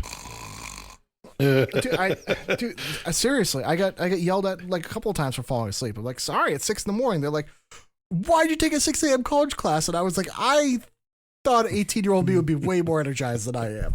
So, Right? Yeah. No. My 18-year-old can barely get out of bed at 6 o'clock in the morning, let alone 10 in the morning some days. You know what though? People forget that humans are naturally that way. Yeah, I know. You know, that's Some humans can fire off right in the morning. Other humans are designed to be up late at night. I'm if you wake me up early in the morning, I'm dangerous. Like I have not processed who I am yet or what's going on. You might be a threat. Like if you wake me up in the middle of the night, I am not pleasant. So Yes. everyone's got their own thing. That's why I really think if I get woken up certain ways in the morning, that I am quite pleasant hell yeah, brother. and I'm very nice to be around. Yes. But that's that's not for the podcast. Hashtag after show. But Yes. no, it's more the case of that's what I really feel like I hate to say it. I do think that because the curriculum should be all online, I do feel like if the kids want to stay home and just do the work, if you're like, yeah, I don't feel like going in today, I'd rather do it at home, catch Dude, up. that is one thing that the fucking COVID started to show, that the online options are there. So sick days, snow days, Doesn't matter. all that shit can kind of go away, Mhm. especially with the AI and intervention bullshit. Well, this is what I'm getting at. If I was president, I would introduce a bill where the idea is all high school, middle school, and high school classes are to be recorded and posted online on the school website. All reading materials, homework, tests, quizzes, everything is posted online as well. That way you have the choice. Either you can stay home and watch it, either live or as a recording, or you can go in and take it in person. I'm the kind of person I would prefer in person, personally. Yeah. Because that's just how I am. But there were days where, like, when I had family members that died, or when I had shit going on, or like I'll never forget, like my cat passed away. That I had him for 21 years. It's like he grew up with me. Shy Guy. He grew up with me. He was my buddy. And when he passed away, I was like, I'm not going to school today. Like, fuck that. I had to go out back and bury him. It was an emotional day. I would have loved to be able to, like, all right, at least I can do it online. I can let my teachers know, hey, this happened, I won't be in. Because honestly, at least in my experience in college, do you know how many professors, as long as you do the tests on time, they don't give a flying fuck. They're like, yeah, things happen, cool, whatever. Let me know later on. We'll figure it out. That way, I also feel like that's why the parents can also keep the kids in line. To say, like, I know you have a test today. I know what's being taught in that class. Maybe it's because if I was a parent, I'd be really fucking nosy too and want to know, be like, what are you actually teaching my kid? Because I don't trust them. After the shit I've seen with sex ed classes and other stuff. That's just atrocious. I still can't wait to see you become a parent. That terrifies me. Don't you fucking dare. No. No. Put that away. Put that back or so help me. Put that away. No. Throwing the juju. No. Maybe someday, but not anytime soon.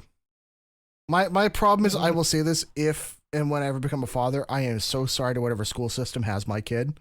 Because I would be that parent that would be up your ass. I'm sorry. I will say that in advance. Yeah. But no, I don't know why they don't use these resources though for these kids. Because imagine, I think it's mostly because the teachers don't know how to use them, and they're not being shown how to use but them. most of the teachers now at this point are like 40 and under. At least that I'm seeing around here. Like, just fucking learn. It's not hard. You don't even have to do anything. I think most of the teachers use the same tests from like 5 or 10 years in a row. the last 20 years. But they never change them, which is kind of fucking lazy. Like, not for nothing, but come on. Yeah. I saw the best Trivial Pursuit question on Facebook yesterday. Oh, It was from 2008. It said, which actor has not been Batman? Ben Affleck, Christian Bale, Val Kilmer, George Clooney, and who was the other one? I think that was it. buddy. But it's like, this is historically inaccurate now. All they're missing is what's his name? That was just Robert Pattinson. Oh, yeah. But the one they're Yeah. missing, or Adam West. That's true. I forgot about Adam West. Adam West. That was the other yeah. one. That was the other one. Yes. Oh, Adam West.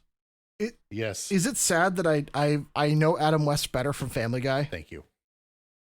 Right? Because the Adam West Batmans, they're so funny. They're stupid, but they're funny. Yeah. They're terrible. God. But they set the stage. Although, quick aside, because I want to have this discussion. Okay. I still vote Christian Bale's the best Batman ever. I have to Okay, agree. He was Good, my favorite good. one. As long as we're on the same page, I'm happy with that. Yes.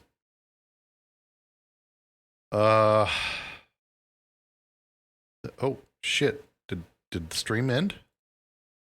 Oh, let me check. Oh No, god! stream's still up. Oh, nope. I think it might have. No, it is not. I'm sorry. What happened? Oops. Sorry about that, guys. Yep. Sorry. Oh, I hit something. well, what did you hit? I don't know. Well, hit the not that. I will hit the not that next time. I don't know. Can't have a show without a pippage.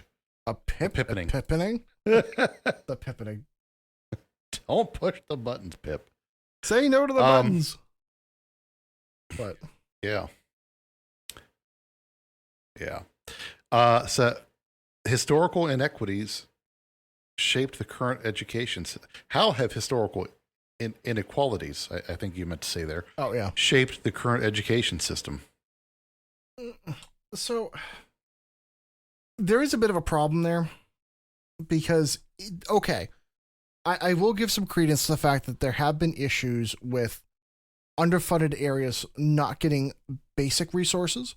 Because I have seen points like look at a town like Flint, Michigan, for example, to where I remember there were issues not only with the water system, but also like not having enough tax revenue to have like actual textbooks to be able to have like working chalkboards or dry erase boards, stuff like that.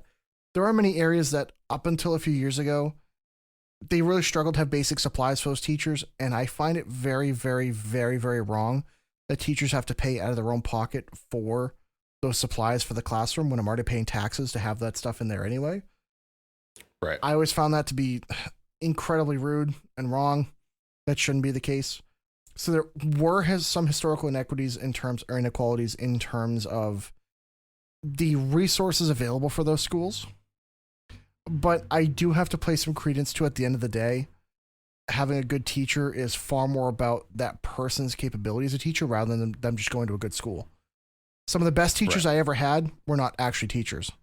They were just good people that wanted to help other people, that volunteered and that did stuff. And some of the worst teachers I ever had were some of the ones that were most highly educated. Because quite frankly, they had their head up their ass. So, and maybe it's because I come from like a farming background. I'm very like practical, real. And I just can't stand like higher academia. I tried to, didn't work out for me. Yeah. But that's just Pros and cons of federal involvement in education.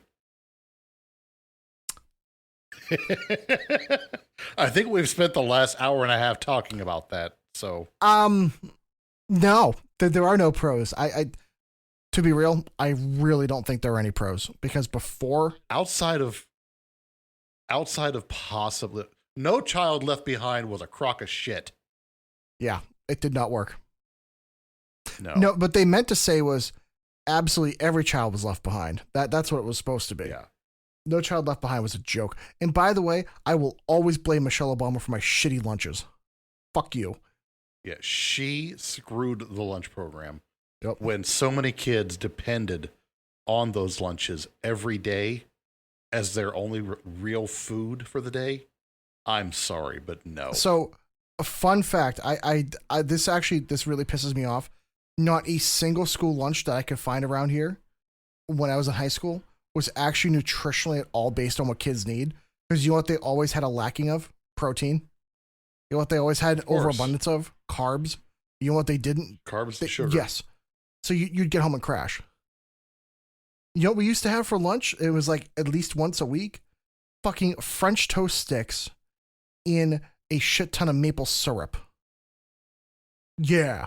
God. Do you know what that does not do well with? Oh yeah, most kids. Because the serving size was like 4 or 5 of the French toast sticks that were like huge and a bunch of maple syrup. Yeah, you'd be good for an hour, then you would fucking crash at like 1 o'clock. The amount of times I took a nap in history class because I was like, I'm out, buddy. We're done. I'm going night. Yeah. Oh yeah, and then like the wheat pizza. I remember reading about that.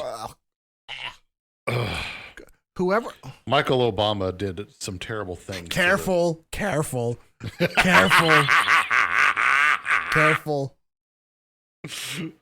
not. Get a knock on my door. It's gonna be killer. No. We are not touching that topic with a 10-foot pole in this podcast. No, because they have a pole that touches back. Be careful. The only thing we could touch on is Michelle Macron possibly not being a woman, but that's a different thing. Not Michelle Macron, whatever her name is. Frickin'. Right. I forget her first name, but that's a whole different thing. But no, we're not touching the Michelle Obama one. I like my life. No thanks. I choose life. Right? Yes. What's the most promising outcome or the most promising solution for improving educational outcome? Power back to the people, I think. Yeah. What I would say is definitely let high schools compete with one another for the opportunity to educate your kid. Definitely let them specialize as well. Let these high schools become good at certain things, kind of put their money towards what they feel like is best, and vote with where you live. You know, if you like that school system, live there. If you don't. Yep. But I guess the biggest thing, and this is kind of easy for me to say as a non-parent, be involved with your kid's education. If you give a shit, be involved. Be on the school board, show up to meetings, show up to PTO meetings, do stuff, be there. Because as I learned, some of those parents can be very, very, very persuasive in certain things and make things happen that you wouldn't even realize as a teacher. Things go down. So be involved. That's the biggest thing I would say is also, and also not for nothing, your child's education outside of the school is just as important as inside the school. Have them take hobbies and other stuff outside of school. That was my biggest thing too, is like I took multiple instrument lessons. I took karate. I learned how to ski and snowboard. I did play the skin flute. No, I did not go to Catholic school. Thank you. It's the case of I took a lot of things outside of school, and I learned stuff around the farm, learned how to weld, work on cars, things like that. So for me, I was very well rounded. I'm just going to ignore you laughing in the background. So it's one of those things where it's easy to get wrapped up in high school education or middle school being their source of education. The things that these kids will remember outside of school are going to be as equally, if not more important. So, now I know what my girl felt like over the weekend. I almost choked. Almost? I'm sorry, buddy. Sorry, little one. So what's that Ralphie May skit? Every kiss begins with call. Oh, man. Oh, I love that skit. So how has the rise of technology affected the education system positively and negatively? And a caveat to that, how would you feel if your child, or how would the children feel potentially, if their teachers were replaced by AI-controlled robots? Touch into the last couple episodes. So, I feel like you can't replace a person in an educational system. You can have them as with a really, really, really good AGI. I think there's okay. Hear me out. If you did a system where the robot was teaching to the class as a whole, and the person was identifying the kids that needed the separate instructional help, that had some questions, comments, concerns. I think there's a way to do it where you could blend both. But I feel like an education setting in a traditional classroom, you're always going to need a person to kind of read the room, talk to people, see what's up. Maybe there's a day where AI becomes good enough to replace people with that, but I find that hard to believe, but it's possible. Would I feel comfortable with that? Really, I don't care how it's done as long as the quality of the education is good and like my kid retains the information and gets something from it. But yeah, with AI, I'd rather see AI programs be used in text-based, to where instead of getting textbooks, they get an iPad and it has all the textbooks on it and they have an AI program built into it that helps them with their homework and study and tests and everything. That's a different story. I will say, giving the kids tablets and whatnot with PDFs of all their books on it, I very much support that. My lower back supports that, because I remember essentially lugging a military rucksack full of books and shit through my high school, carrying all of my books around. That had to be a good 40 pounds back in the day. I mean, yeah, I was, swole as fuck back then, but shit. So some of these kids can't do that. So I'm learning as I'm getting older, I actually have a possible rotator cuff injury. Yay! Welcome to the club. Ever since I turned 30, it's all fucking downhill. It sucks. But yeah, pretty much. I used to carry like a mail bag, bag, kind of like the mail mailman bag.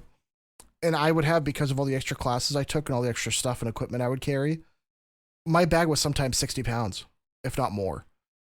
I also had a bag. I did stuff my friend in it. It was it was made from like a mail carrier.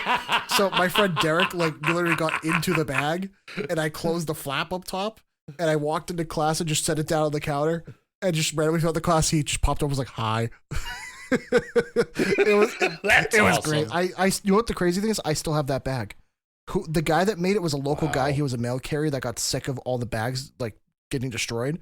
He made this indestructible mail carrier bag. Nice. I love it. One of the best purchases ever. But anyways, very nice. I literally have a rotator cuff injury because of all the bullshit I used to carry. And I had a teacher. I apologize to Mr. Ninos. I have to message him because he's one of my favorite teachers ever. He told me that's going to hurt you when you get older. And I said, nah, I'll be fine. Son of a bitch. He was right. Yeah, no. And something that my son just pointed out in chat, that the schools won't allow AI. When AI is everywhere, they won't have a choice. There's going to become a day where you won't be able to check for AI.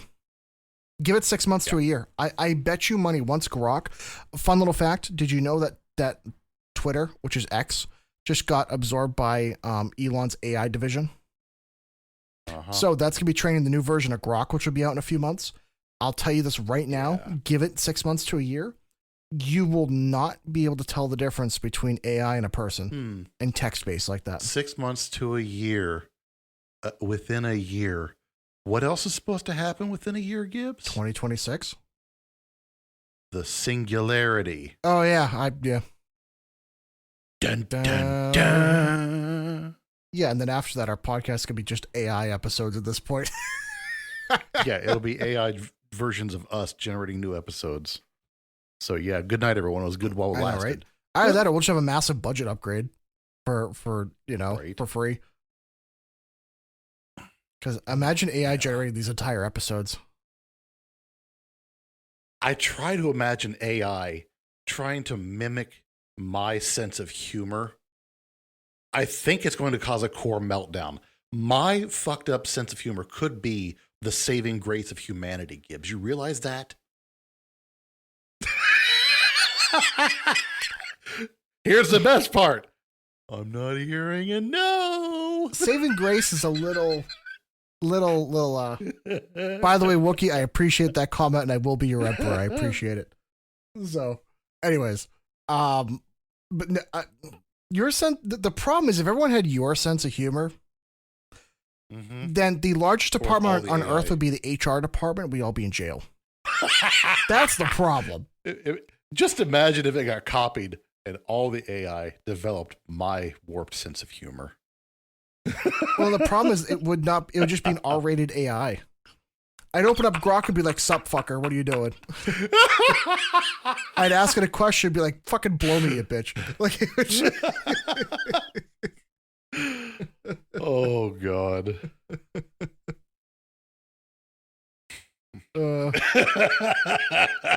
You could tell AI generated items much easier. I know, right? Oh, it's gonna be wild. Yeah. So let's go back over the picture that we talked about at the beginning. Now that we've kind of touched tips on a lot of the points from the episode. To reiterate, $2 trillion have been spent on education in America. And adults coming out of high school cannot grow their own food, build a house, fix a car. They are economically and historically illiterate. They are unaware of proper nutrition, how the human body actually functions. They struggle with depression. They have zero skills on money management. They don't know how to invest. They don't know how to use tax strategy. Let that sink in. It's insane. $2 trillion. That's pretty gross. What's crazy to think about is that's what we spend basically a year for our entire military industrial complex. For everything. No, that's our entire GDP. Wait, really? Don't we have like a $2 trillion Yes. budget last year for military? Hold on. I'm going to look this up live.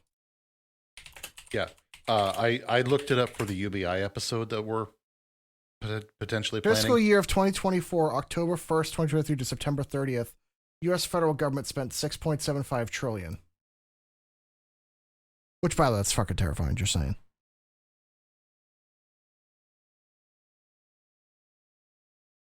Maybe I had old numbers.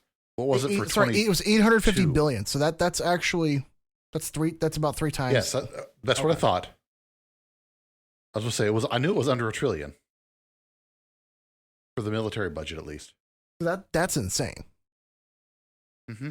Now, granted, that's over the course of we spent that money over the course of decades. However, that means at the federal level we spent all this money. We ain't got shit to show for it. No, You know, and our kids are very well educated on what TikTok? Social media.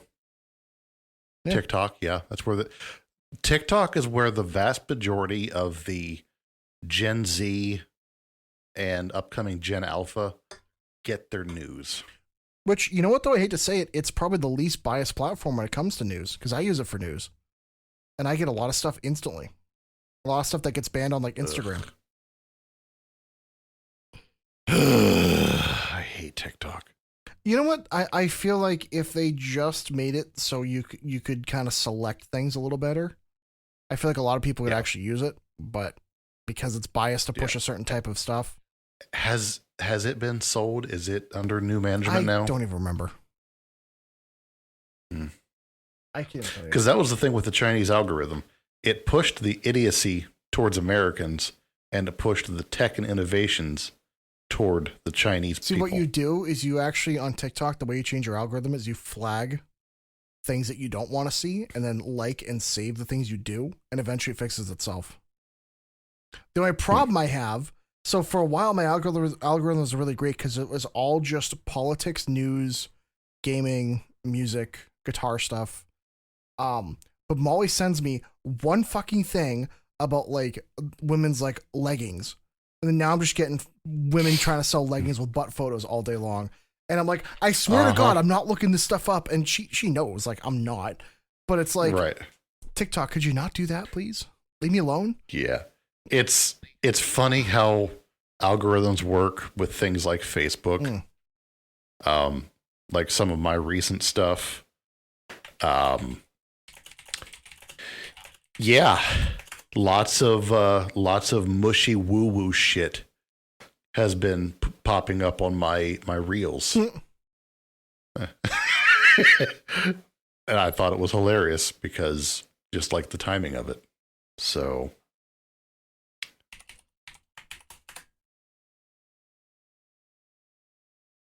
but yeah, anything else you wanted to add into this? No, or I just it's one of those things. I feel like people just need to start being more involved with their kids in local education and understand that there are better solutions out there.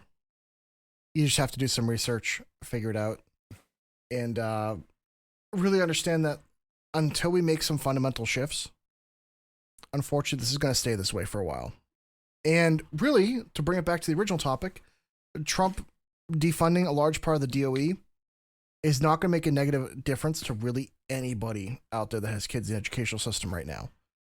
Anything that they were overseeing it literally has nothing to do with what your child does from a day-to-day basis.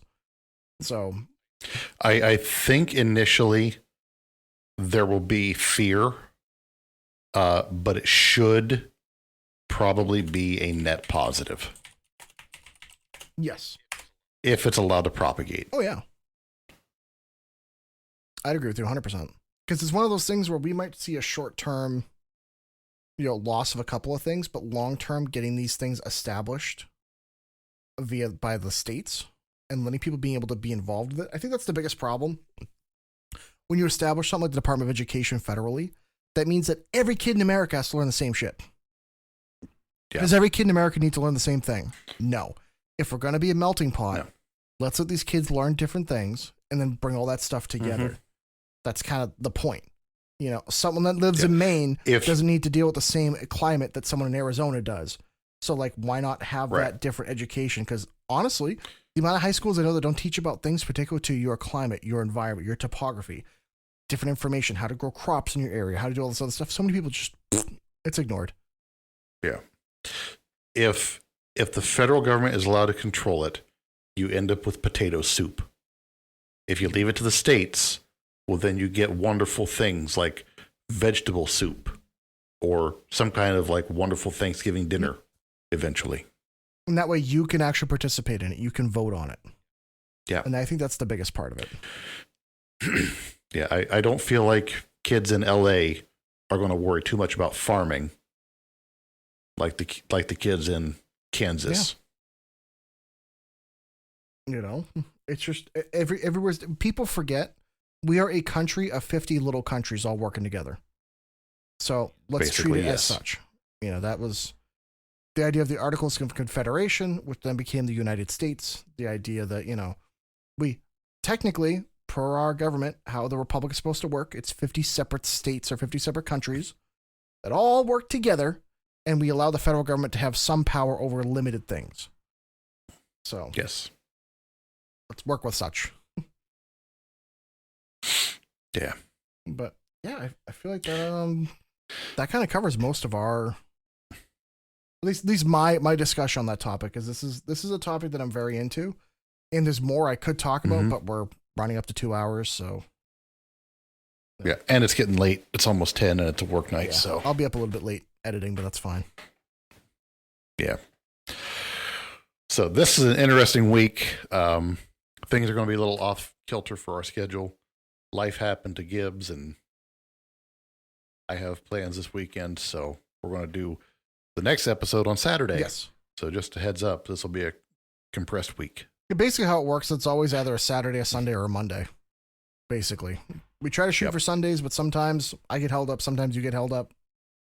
It's how it goes. Well, Saturday we've been trying to shoot for. Yeah. Just because it works out better for us sometimes, but we try to do what works for y'all because, you guys have been showing love and we're trying to show love back. We appreciate you guys in chat and everything and everyone showing up.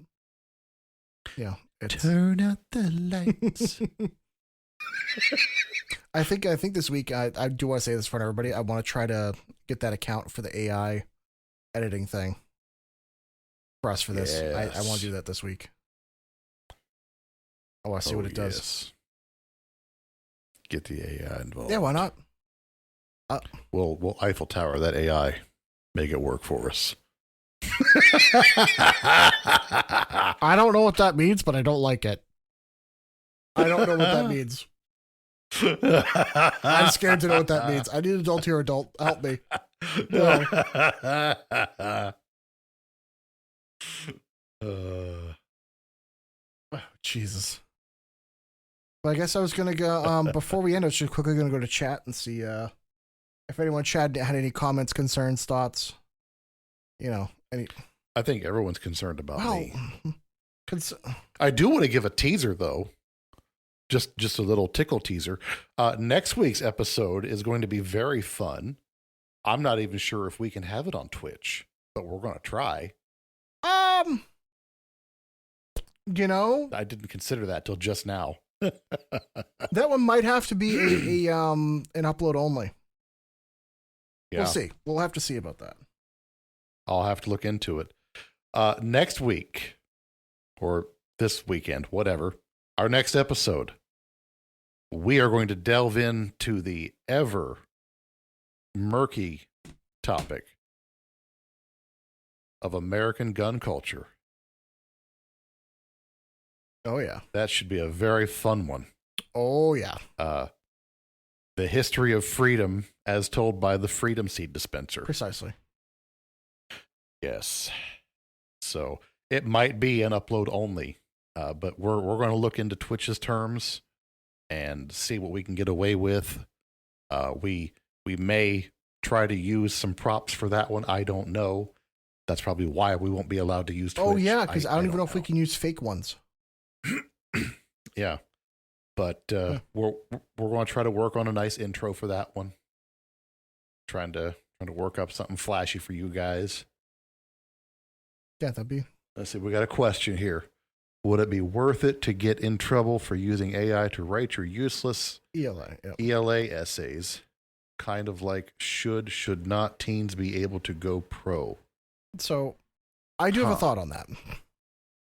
Okay. So the problem I see with that is if you let AI write it for you, that takes away your ability from thinking about it and your ability to analyze, conceptualize, figure out exactly what the discussion is.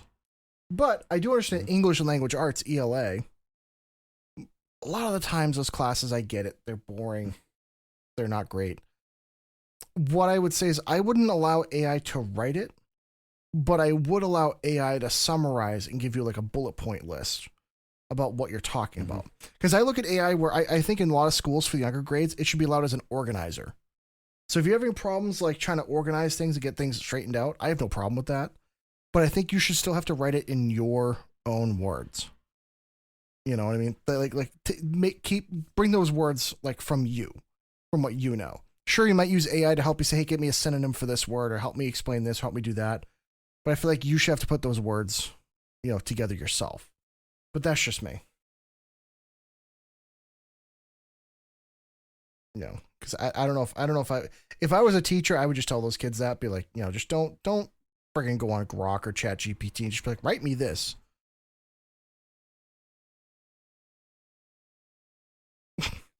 Yeah. So if I was going to use AI, I would say maybe have it do a couple of comparisons, and then you take the time to read over them and do some of your own comparison. See which one you like. Maybe do a couple of rewrites and some edits. Feed it back through. Definitely use it for maybe like language, punctuation, grammar. Yeah, that kind of stuff. I'm definitely on board for using AI. But if you're going to use it, make sure you're putting in bare minimum 50% of the input to it. You've got to use critical thinking and suggestion to get it there. That way it's not just, hey, Grok, I need this information on this topic, this many words, this many lines, whatever. Boom. And that's cheating. Oh, yeah, exactly. Just make sure it's your own words. But if you're putting in a prompt that takes you 10 minutes to write, I feel like that's a little bit more effort. And then if you submit the prompt as your part, maybe that goes and counts for something. I don't know. I think that the whole point of doing those assignments is to make sure that you are using your brain to figure it out. And that's the part that matters the most. Like if you use these other stuff to help you reorganize or reword, that's one thing. Just make sure the concept in that is coming from you. That's really the part. That's with Absolutely. any part of education, no matter what it is. Make sure it's coming from you. You know, if you use it to spell check or double check a few things grammar wise or whatever, organize, I don't think anyone's going to ever say anything. Just make sure your thoughts are your own. Because then the thing is, when you get out in the real world and have a job, I'll tell you this right now, you can't go chat GPT or Grok and say, hey, what should I do? That's not how this works. Yeah. It's not how that works. So, But what you can do is check out our socials. yes, Join us on the Discord. That'd be great. absolutely. Join us for the live streams when we have them. Oh, yeah. These are getting Yeah, good. I'm really enjoying having the live stream, honestly. Right. Yeah. Twitch.tv/now_we_consume_podcast, because I'm a bastard that likes to take your type. Yeah, we definitely have those links as well on the Discord. That's our hub for anything and everything to do with this podcast. As well as, Facebook, Instagram. Join you know, us. One exactly. of us. One of us. One of us. And I think besides that, I think we're probably ready to wrap this one up, huh? Nothing Oh, else, yeah. Absolutely. Well, as always, I want to appreciate everybody that, came here in the live chat, as well as everyone that's listening at home. Definitely feel free to check us out on any of the socials or anything else that we recommended, just to get in touch with us if you have any questions, comments, concerns, or thoughts. And I want to give a special shout out to my co-host here, Pip, for joining tonight and being here as always. Making me question reality itself. Dude, I fucked up earlier. I fucked up. Well, I didn't do noodles and nipples earlier. well, My whole world and reality have fallen out of place. if you want, you could do them Woo! Dip, dip, dip, dip, dip. before I can even get the words out of my mouth, you bastard. I was in the middle of saying, well, if you want to do it during the out, and then you went ham. You just went. Full ham. See, Wookiee chat said, "What did I just witness?" And unfortunately, you witnessed. How can I make this a Twitch appropriate? Part of my warm-up routine. Yeah, it's usually what he does before. So I don't know. That's how you fluff yourself for the episode. I don't know. It's Well, I can't fluff on stream. hopefully not. Listen, we don't stream on the hub. I know. Maybe we should stream That'd on be terrifying. the hub. Oh my god, the comments there would be bad. Oh no. No. Oh god. Oh no. I am so sorry to chat. Yes, with my son in the chat. This is what you have to look forward to becoming, son. Get ready. It's okay for to it. cry. It's okay. It's okay to feel sad sometimes. See, I don't think we get that much money streaming on Pornhub because we'd have to hire like some bimbo chick just to stand there with her boobs out, just to get views. Right? Because that would be the thumbnail. That you just thumbnail that they click on like, oh man, it's two guys on a fucking podcast. What the fuck? It'd be rage bait on that. That's how that works. Right? The comments would be, wow, this was a tough wank, like that. This is tough, but still got it done, I don't know. Maybe that's how we reach the LGBT population, just get, Right? Talk about the ultimate edge. Oh, Jesus Christ. Alrighty. I think I need to go shower now. I'm a dirty boy. I have no comment. I just, what's gonna be great when the AI picks up that last segment to put up online for no context. Oh man. Oh shit. All right. Oh, okay. I'm going to go breathe and get some water. All right, sounds good. Well, thank you all for watching. We really appreciate it as always. I'm your, Love you guys. Thanks for hanging out. and we will catch you on the next one. See you then. Into that.